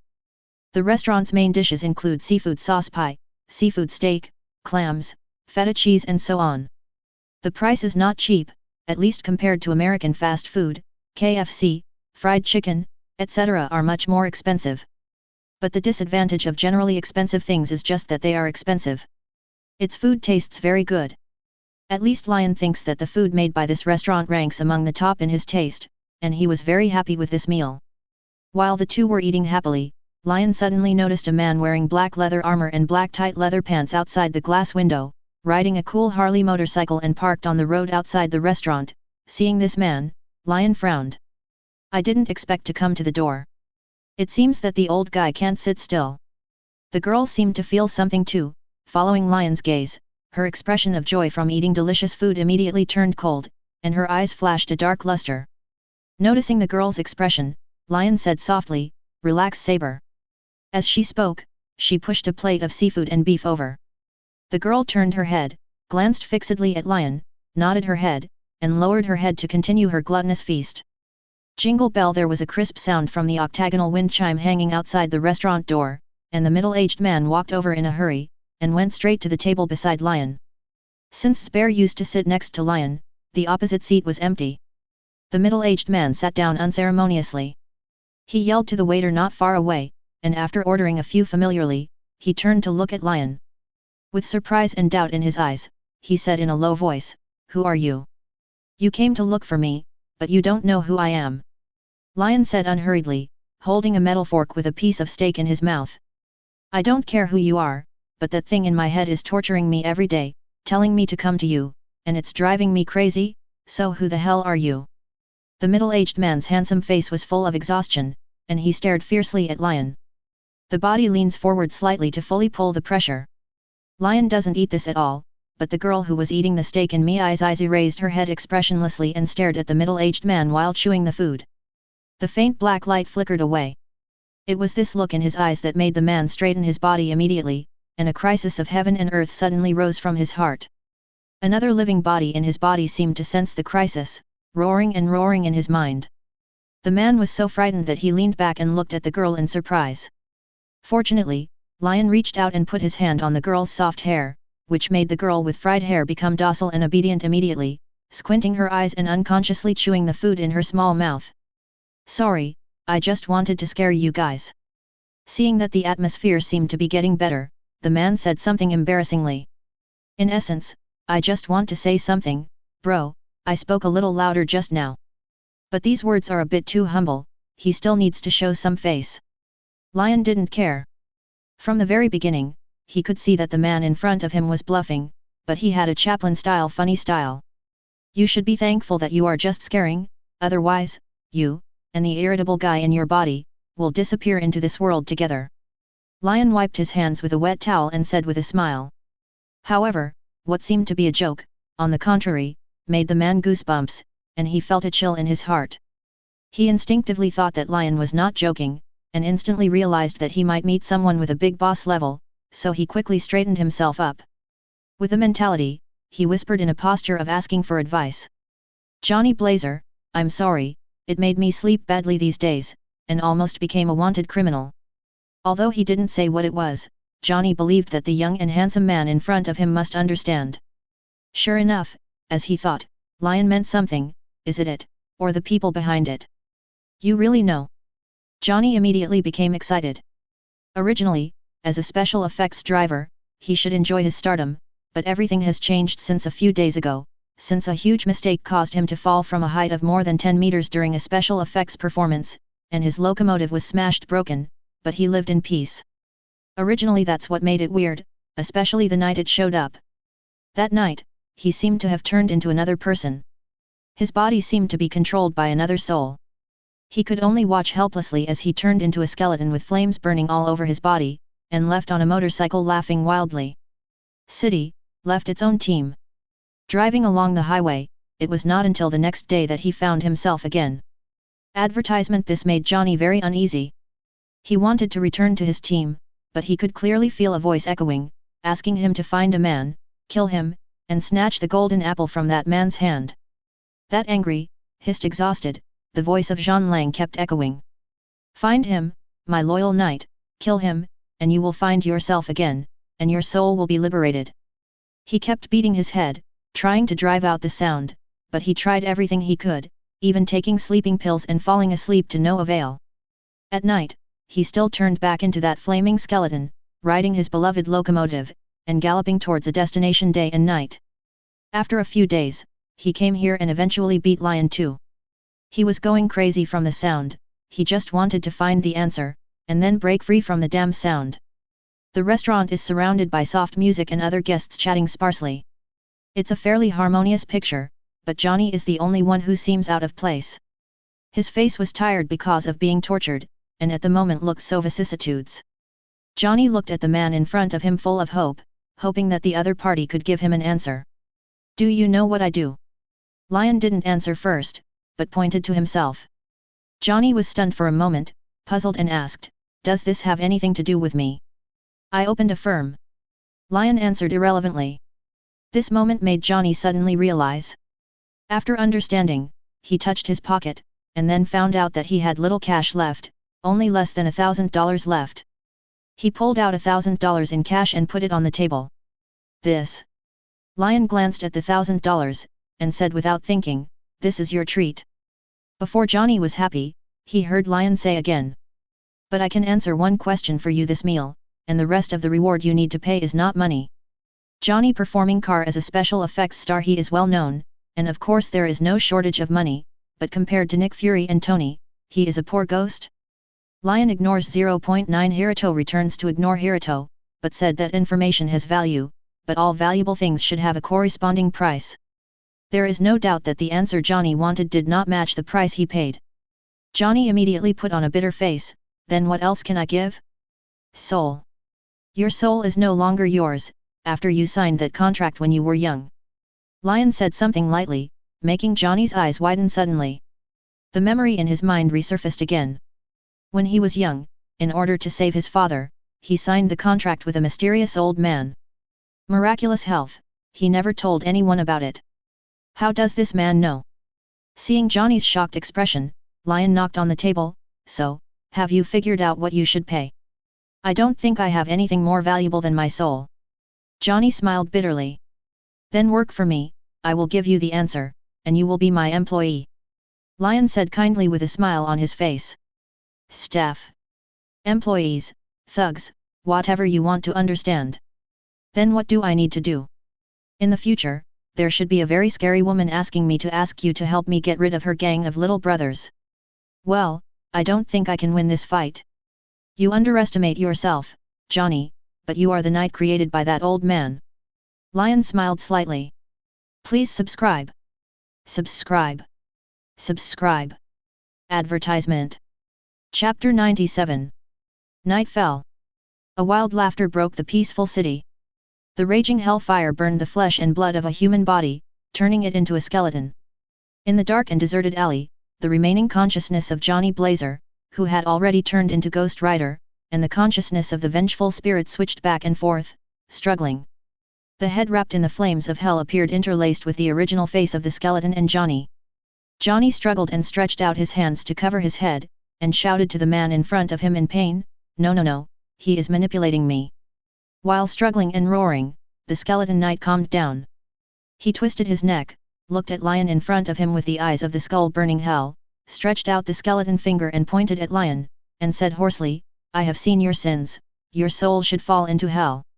The girl standing next to Lyon opened her eyes wide and watched the living person transform into a skeleton in front of her, still in amazement. But when he heard what the skeleton man said, he immediately became angry.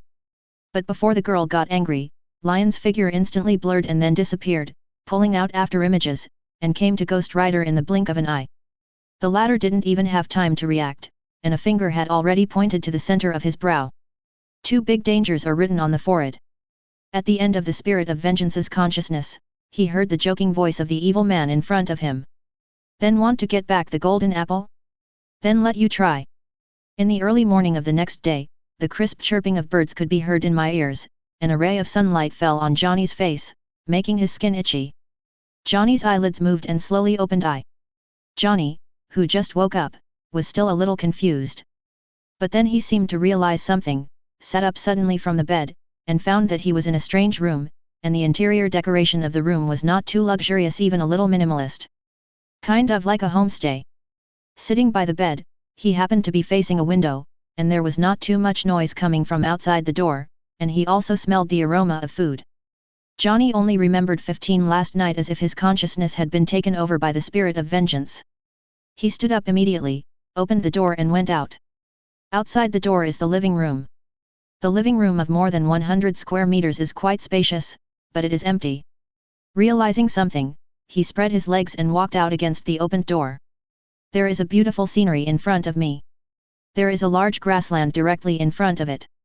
There is no railing outside the grassland but a road, and the other side of the road is a forest. There are some flowers and plants planted around the house, and a few birds on the eaves are combing their hair while singing in groups. A peaceful picture of time. On the grass, Lyon in a white t-shirt and the girl Saber are having an open-air barbecue. Skewers of beef and mutton are placed on the grill, while the girl is frying steak and eggs. On the table not far away were sandwiches and other food plates and cups. The sun hanging in the sky was obviously approaching noon. The girl was humming an unknown song, wearing a black t-shirt and shorts of the same style, youthful and beautiful. When she noticed Johnny, who was still a little dazed, the girl turned her head and took a look, with a strange light in her eyes. For some reason, Johnny seemed to understand this look. This girl, with that eager look in her eyes, is she trying to beat him up? At this time, Lyon, who was grilling, turned his head and glanced at him, and said, "Hey, buddy, since you're awake, come over and get ready for dinner." "Hungry? Good." Johnny responded quickly, walked to the barbecue grill, and the plate was brought to the table. After a while, a sumptuous lunch is ready. The tangy aroma made Johnny move his index finger. There were exactly 3 seats beside the dining table, and after Lyon greeted him, he began to enjoy today's lunch. Advertisement: there are no rituals or prayers. Johnny started to eat without hesitation. I have to say that the delicious food and barbecue made Johnny feel delicious, and his appetite was whetted, and he stuffed food into his mouth with a flick of his cheek, and he was also very hungry. The voracious eater is a little out of tune with the lion girl. But it's really worse than the speed of eating. Although Lyon and Saber are more elegant in taste, their physical fitness is far beyond ordinary people, and their chewing frequency and bite force are even more amazing. Steak and other meat can be completely crushed after just a few chews. The efficiency is definitely much higher than Johnny. There was not much communication during this meal, and it took half an hour to clean up all the food on the table. After chewing and swallowing the last string of mutton, Johnny burped in satisfaction, and leaned back on the chair, with a look of consummation in life. Lyon looked amused.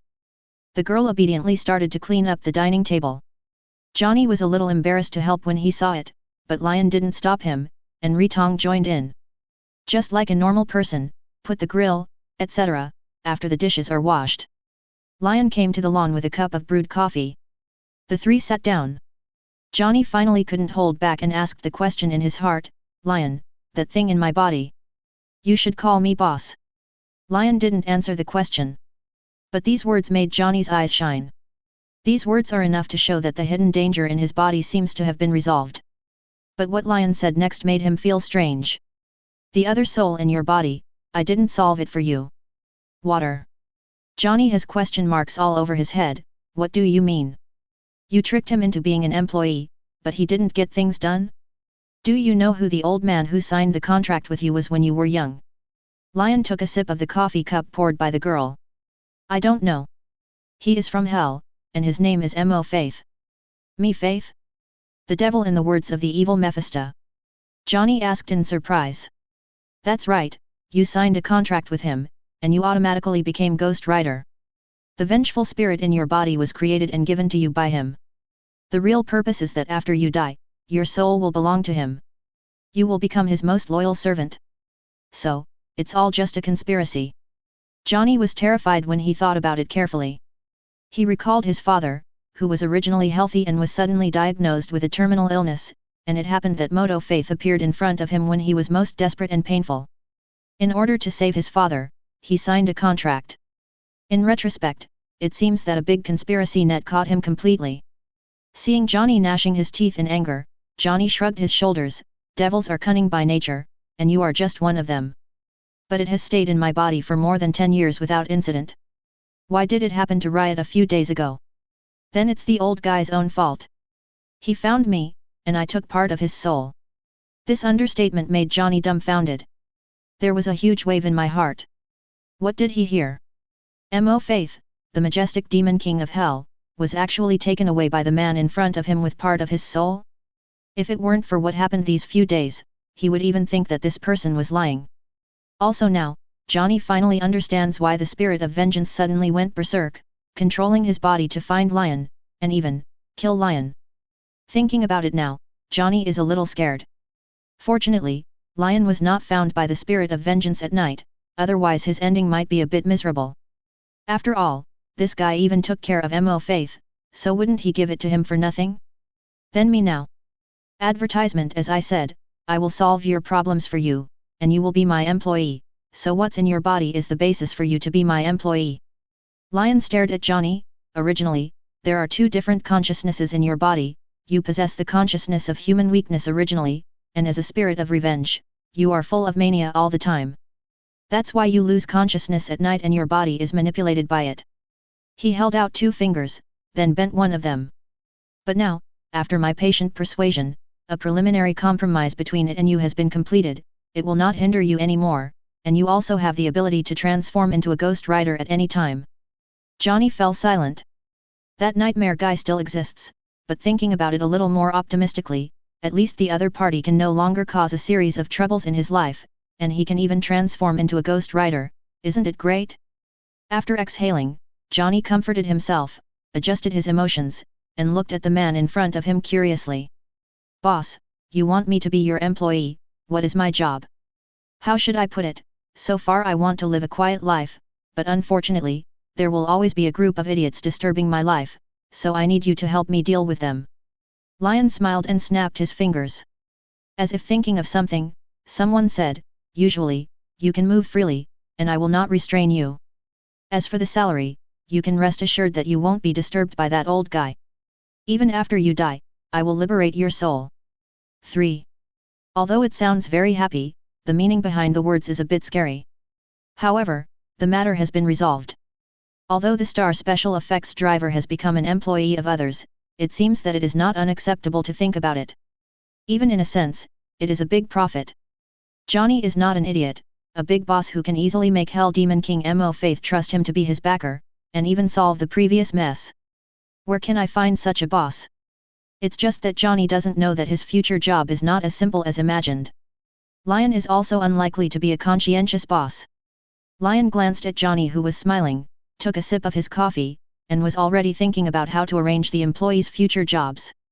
Meanwhile, in Jotunheim, one of the great nations. Here, the entire planetary world is covered by frost, and it rains continuously all year round. Here, there is no light all year round, and you are in darkness all the time. Here is the world where the Frost Titans live. A long time ago, the Frost Titans were a powerful race that could contend against Asgard, but under the command of the king of God Odin, he led the Asgard army to fight the Frost Titans in order to compete for dominance. As a result, the Frost Titan failed miserably.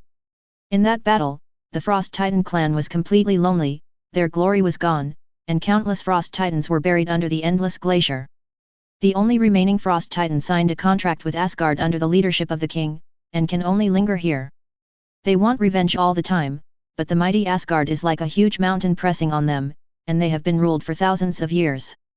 And today, Jotunheim ushered in an unexpected visitor.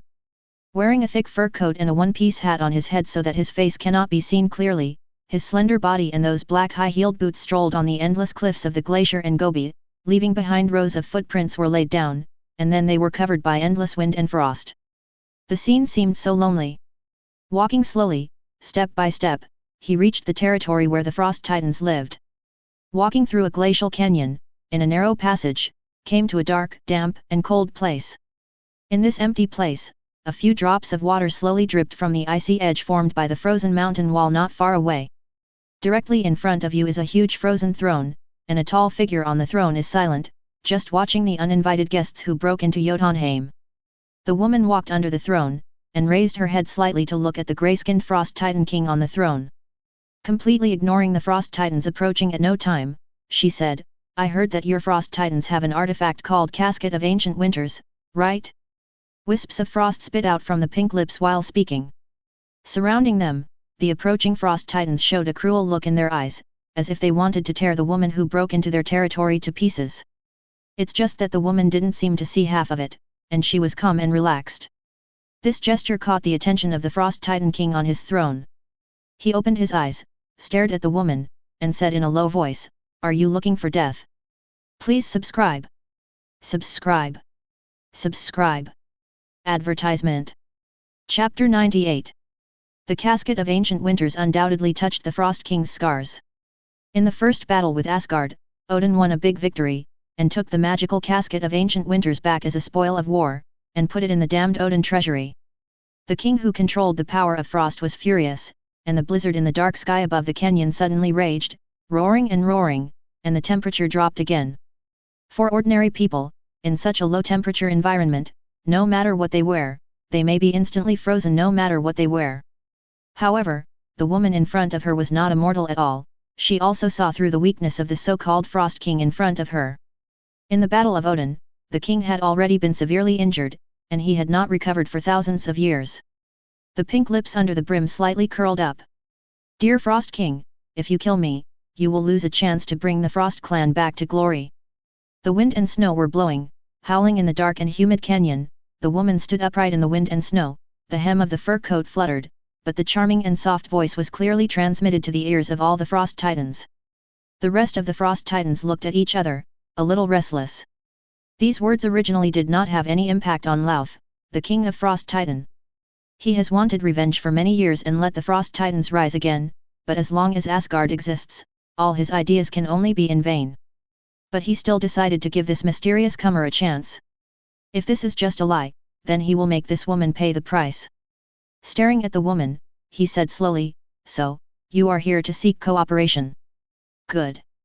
But since we want to cooperate, I have doubts about your identity. I don't know, has the respected Frost King heard the news of Thor's death?" The woman said softly, but Lauf's brows frowned, and the body that was leaning on the frost throne sat up slightly, with one elbow loaded on the thigh, leaning forward with a full sense of oppression, looking down at the woman below.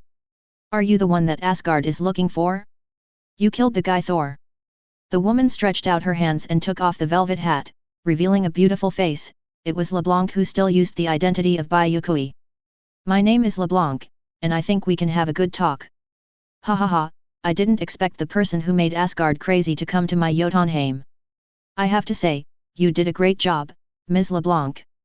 Lauf finally showed a happy smile and laughed heartily. I like you very much. You killed the son of that arrogant guy. I believe he should be in pain now. No matter how good he was at fighting in the early years and how great the glory he created, but in his later years, he let his only biological son die. This is retribution. 27 Lauf hadn't smiled in years, but he'd been laughing heartily for days when he heard the news of Thor's death. Pleasant, happy, Lauf appreciates the guy who can kill Thor. Also at this moment, he developed a good impression of LeBlanc. An enemy of an enemy is a friend. No matter where LeBlanc came from and what purpose he has, but judging from this matter, LeBlanc must be the enemy of Asgard, so Lauf definitely should be his guest of honor. With Lauf's hearty laugh, the wind and snow cleared. He also walked down the steps from the throne and stood in front of LeBlanc. As the king of Frost Titan, his height is the opposite of other Frost Titans. He is not that huge, and he is only about 1.9 meters tall for a normal person. After a hearty laugh, he looked at LeBlanc and said in a deep voice, Ms. Pale, what did you mean by what you said earlier? I can give you back your lost casket of ancient winters, but I need your help. This made Lauf's heart skip a beat. The casket of ancient winters is very important to the Frost Titan family. With this artifact, he at least has the ability to fight against Asgard, especially when Odin is about to end. But, Lauf said, if we want to go to war with Asgard, then I will not agree to this deal. Alliance must also be equal. Odin is not dead, our war with Asgard is tantamount to suicide. Odin is dead, and the probability of winning the war between Jotunheim and Asgard is basically zero. Even without Thor, Asgard's background is still there, not to mention the crippling Frost Titans. The number of troops is far less than that of Asgard in its heyday. Unexpectedly, LeBlanc shook her head slightly. Our trading terms are not in Asgard. Not in Asgard. LeBlanc blinked her beautiful eyes. Yes, I want you to attack Midgard. Afterwards, I can guarantee that Asgard will not oppress you, and you can develop freely. Advertisement, are you kidding me? Lauf's heart was shocked, setting off a huge wave. He stared at the confident woman in front of him, and his thoughts turned rapidly. Judging from this sentence, Asgard's pursuit of her is not a problem at all. Even, she is confident that she can influence Asgard and interfere with Asgard's rule. But how is this possible? Or, look at other plots? Lauf remained expressionless, but he was a little confused in his heart. He tentatively asked, why do you want us to attack Midgard? Among the 9 kingdoms, the civilization of Midgard is too backward. It's just that a group of ants offended me, and I'm being restrained by Asgard, so I need you to help. LeBlanc naturally wouldn't tell the real reason, but I found a half-truth and half-false interface. Definitely, a few people inside are very important to me, don't hurt them. Just for that, is it worth the casket of ancient winters? Lauf narrowed his eyes. The casket of ancient winters is indeed a very powerful artifact. If you want to, you can even freeze the entire planet in an instant. But among the powerful artifacts, you can't use them without frost blood. To me, it's just a trading item of some value. Let it play its residual role, I think it's very appropriate. LeBlanc lightly exhaled the air conditioning, and said with a smile. How can I believe you can get the casket of ancient winters from the Odin vault? Lauf pondered for a moment, then asked back. The Odin treasury is heavily guarded, and Odin has set up unique Odin powers and destroyer armor. Once you break in without permission, you will be attacked. Lauf does not believe that this woman can break into the Odin treasury. But what Lauf didn't expect at all was. LeBlanc stretched out his right hand, and as a black-purple halo swept across, a square metal box floated in his hand. Its surface exudes strands of powerful frosty breath, making people feel as if they are about to be frozen at a glance. The eyes of Lauf, and even all the Frost Titans around them widened suddenly. This thing is the artifact of the Frost Titans, the box of ice you. Lauf lost his voice for a moment, stuttering a bit. He never expected that the artifact of the Frost clan was actually in LeBlanc's hands. But how is this possible? For a moment, Lauf's mind fell into chaos. He couldn't figure out how this woman could steal the casket of ancient winters from Odin's treasury. But no matter what, Lauf realized that this woman was scary and dangerous. However, the temptation brought by the true ice is too great. In addition, attacking Midgard is too simple in Lauf's cognition. Even if it is a poisonous apple, he will eat it. I agree to this deal. Give me the casket of ancient winters. That's not okay. You want to go back on your word. Lauf's eyes flashed fiercely. The surrounding frost titans also took a step forward, and a ferocious aura swept all directions. But how could LeBlanc be intimidated by this small scene? I said, after completing this transaction, I will hand over the casket of ancient winters to you. The light flashed, and the casket of ancient winters disappeared in his hand. She looked at Lauf with a half-smile, her voice was soft, but there was a terrible murderous intent in her tone. Dear Mr. Lauf, you don't want to kill me and take away the weight of ice, do you? That would be too sad. It's over. She is the leader of the Black Rose, the most dangerous pale lady, and one of the big three of the Naku's empire.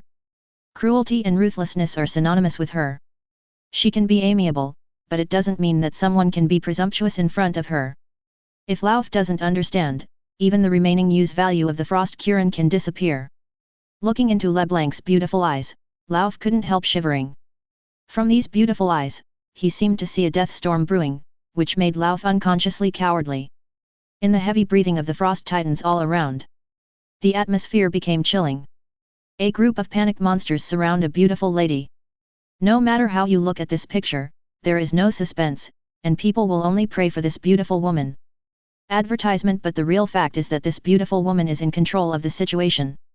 Lauf stared at the mysterious and dangerous woman in front of him, and finally said in a low voice, "We can be friends." "Definitely." LeBlanc answered without hesitation.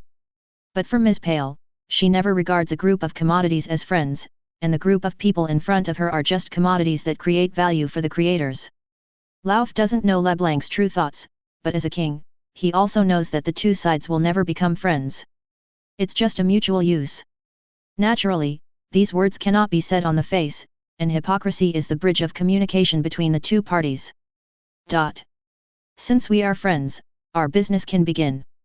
I will help you attack Midgard and capture the person you want. Afterwards, return the casket of ancient winters to me. You also need to solve the problem of Asgard. Put pressure on us. Definitely yes. In order to increase trust, I can conclude a contract with Mr. Lau.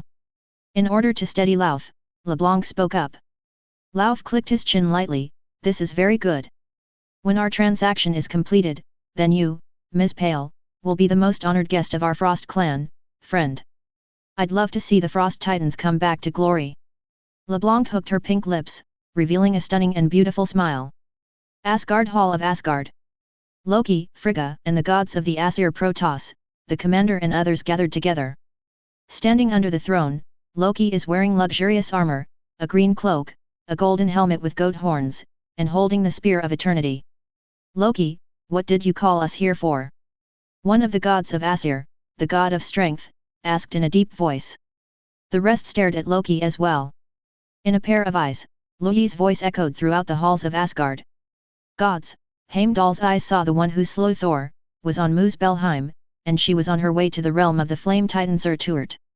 These words instantly shocked the hearts of the gods. Fandral, Qian Zhao, standing at the forefront, reacted immediately. Come. She's joining forces with Surturt against Asgard. The faces of the other gods suddenly changed. Flame Titan Surturt is the ruler of Muspelheim, possesses an artifact Twilight Sword, once fought with Odin and trapped Odin's big brothers Willy and Fate to sacrifice their lives, successfully prevented Surti from invading Asgard. Is the most feared ancient demon power of the people of Asgard, an ancient giant fire demon with evil wisdom and extremely powerful power, who ruled in Odin, and even his father Paul existed before Asgard. It was also Odin at his peak that defeated him and imprisoned him in Muspelheim, the kingdom of fire. Even if Surturt is in a weak period at this time, no one can deny his strength. If that pale witch wants to unite with the flame titan Surturt, it will definitely be very bad news for Asgard. Loki, we have to stop LeBlanc. If she has the ability to restore Surturt, it will be a disaster. Sif spoke hastily. Yes, we must prevent her from seeing Surturt. The rest of the people also opened their mouths. Surturt's fear never faded from their hearts. Loki naturally understood this too. He looked around the crowd, held up the eternal Gungnir, his handsome and pale face was full of seriousness. Gods, summon your army, the war for Soul's revenge has begun.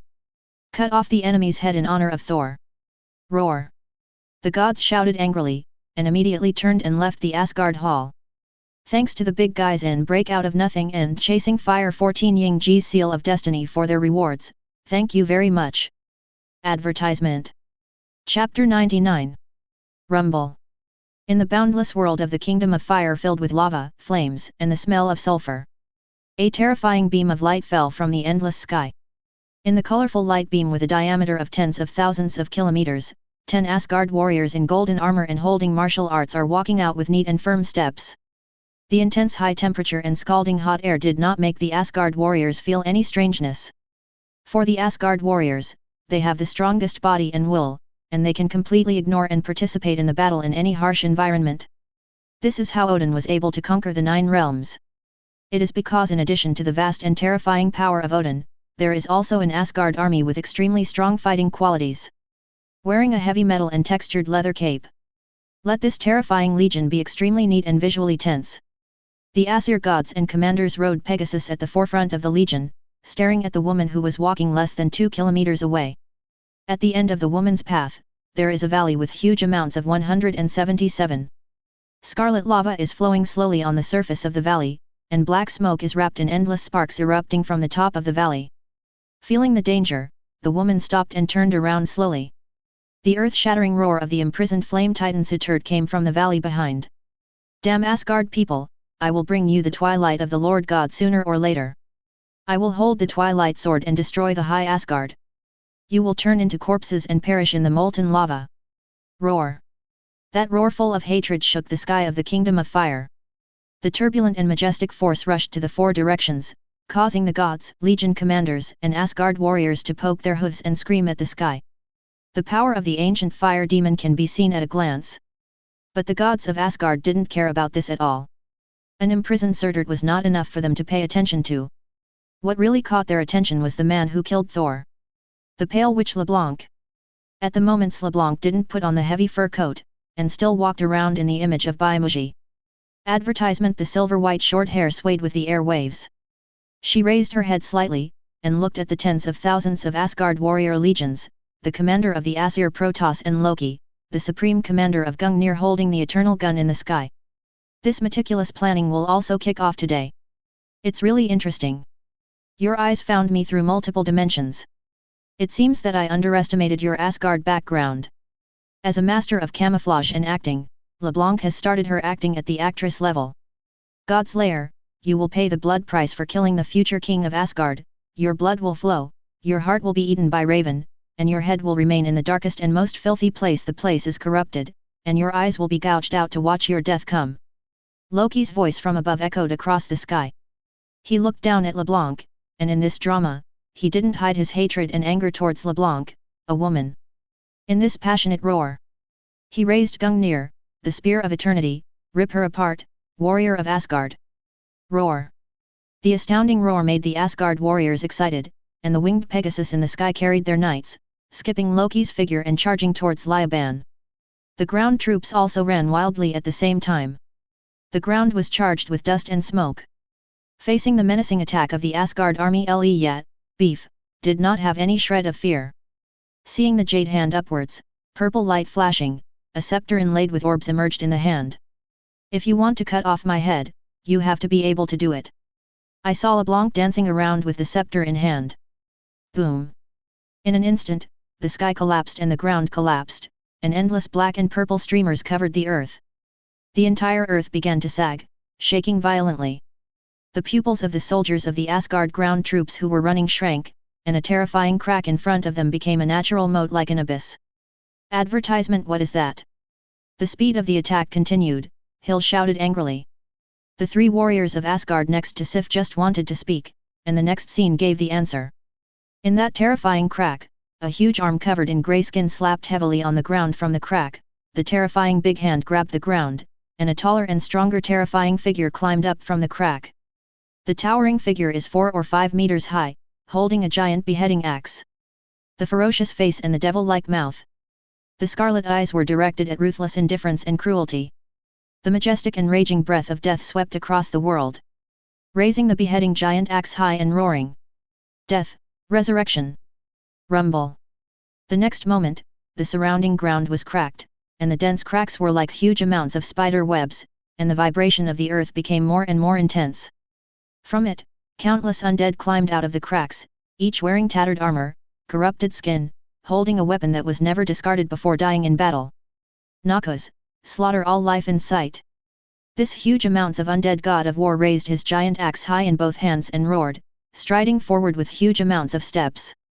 In his scarlet eyes, all living beings that could move were the targets of his massacre. The army of undead in the cracks behind them kept pouring in, forming a scale of hundreds of thousands in the blink of an eye. 10 times the warriors of Asgard. Faced with a vastly different number of people, the Asgard warriors not only showed no fear, but became increasingly fanatical on their faces. The fighting spirit in their eyes seemed to be real.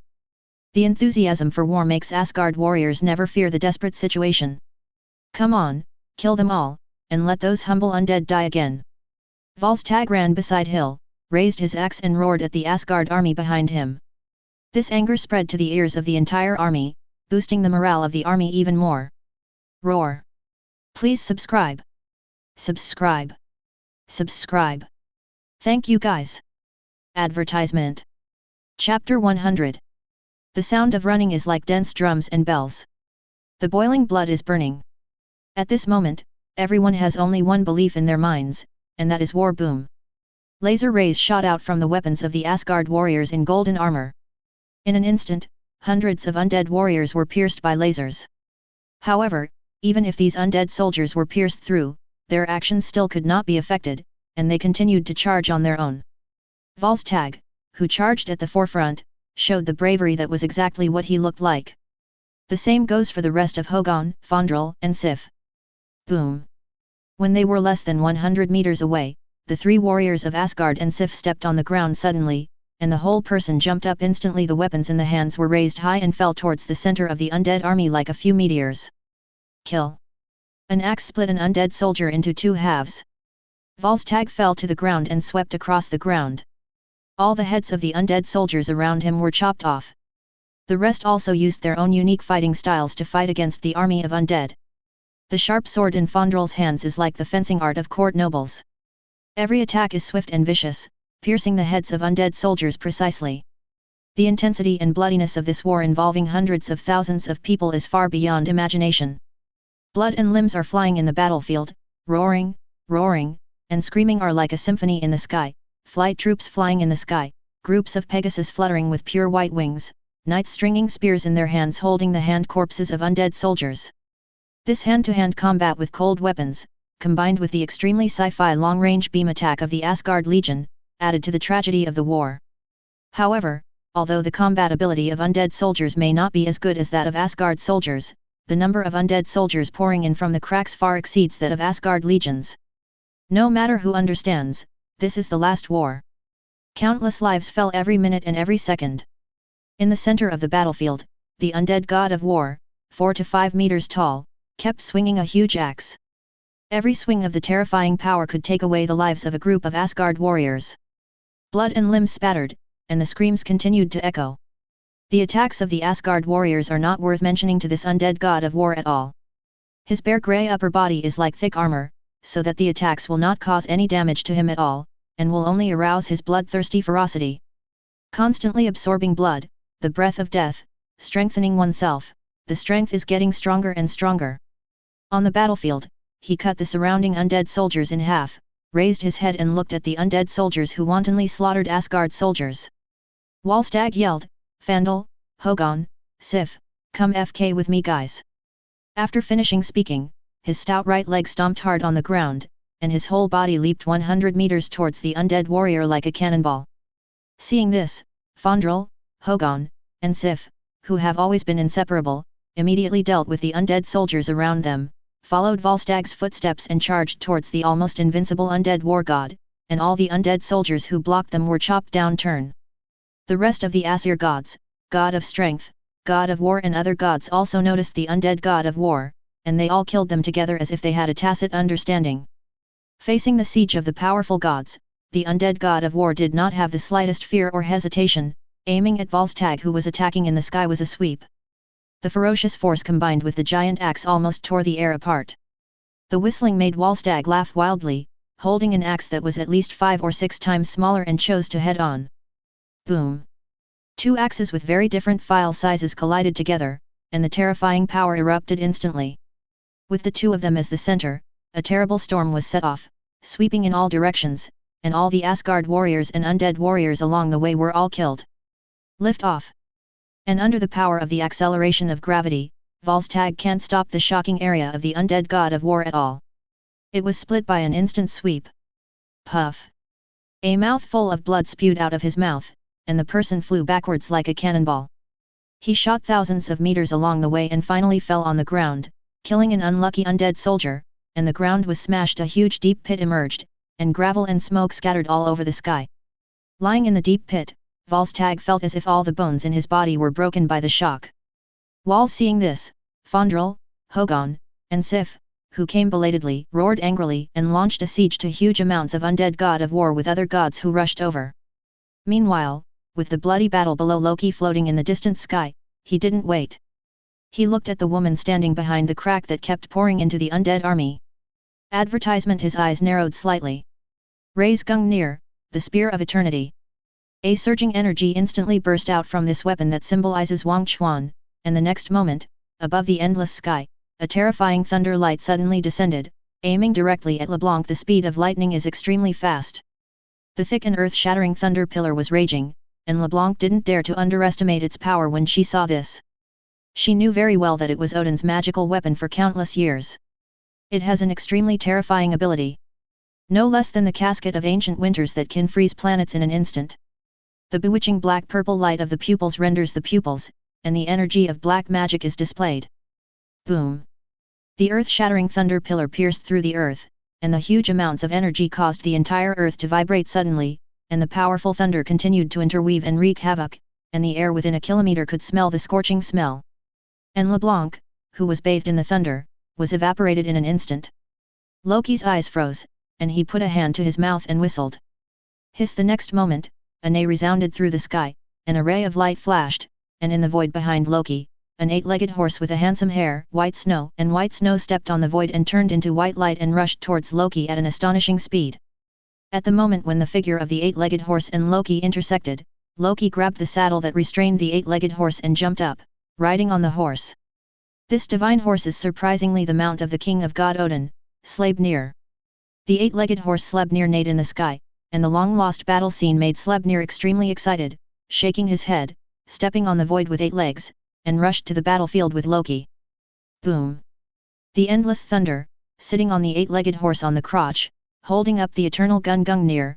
At this moment, the Asgard warriors who were struggling with the undead army looked up and saw this scene. In a trance, the soldiers seemed to vaguely see the demeanor of the king of god Odin at the peak of the past from Loki. It was also at this moment that hot blood ran through his body, and the blood seemed to be boiling, inspiring countless Asgard warriors to roar and howl. Asgard, be invincible, kill your enemies. Loki! Loki! Loki! Come on, slaughter this group of evil and dirty things in front of you. The extremely vigorous Asgard warriors have soared in combat strength, which means that in Asgard, blood, war, fighting, and death will all arouse their bloodlust and desire. They also believe that, under the leadership of Loki, even mighty enemies will be conquered. Boom! Boom! Boom! The sky was full of thunder, and Loki originally did not have the authority of thunder, but Gungnir, the eternal gun, happened to have it. Gungnir, engraved with runes, also contained Odin's divine power that Odin had sealed for countless years. Supplemented by the authority granted to Loki by Odin, he can basically exert most of Gungnir's power. Loki is enjoying himself for a while. Looking at LeBlanc dodging embarrassingly amidst the thunder, his heart was filled with joy. That's it, he has longed for this scene for a long time.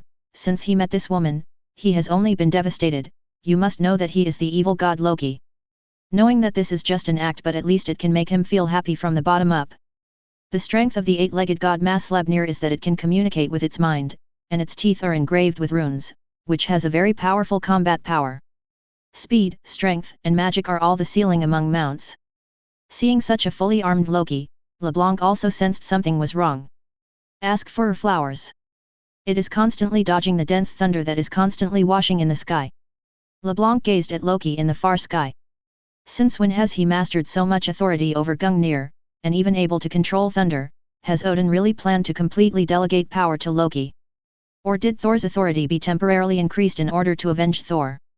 Regardless of the possibility, this matter made Le Suinlan vigilant.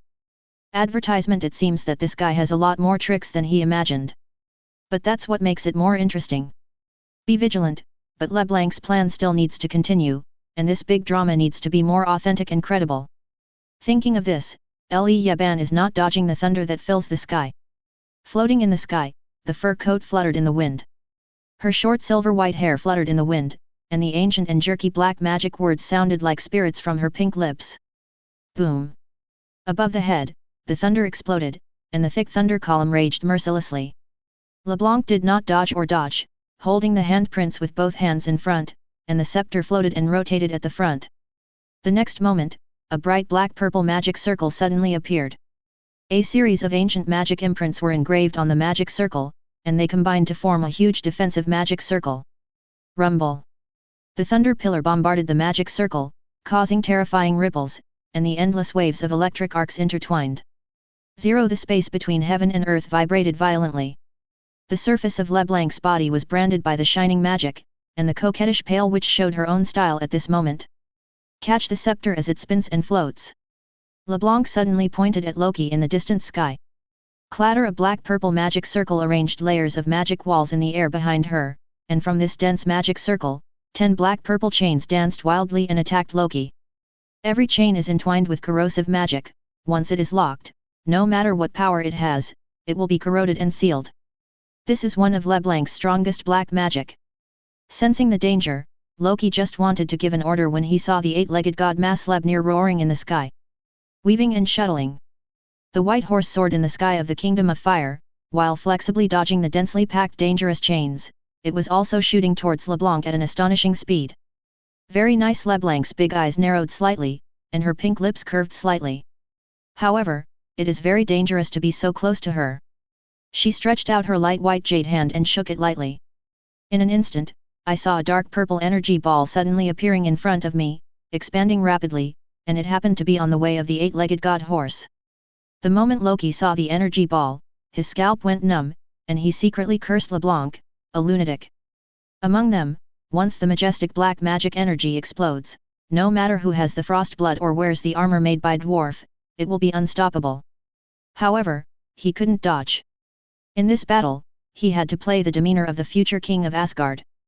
Just like Odin, no matter what enemy he faces, he always maintains enough arrogance.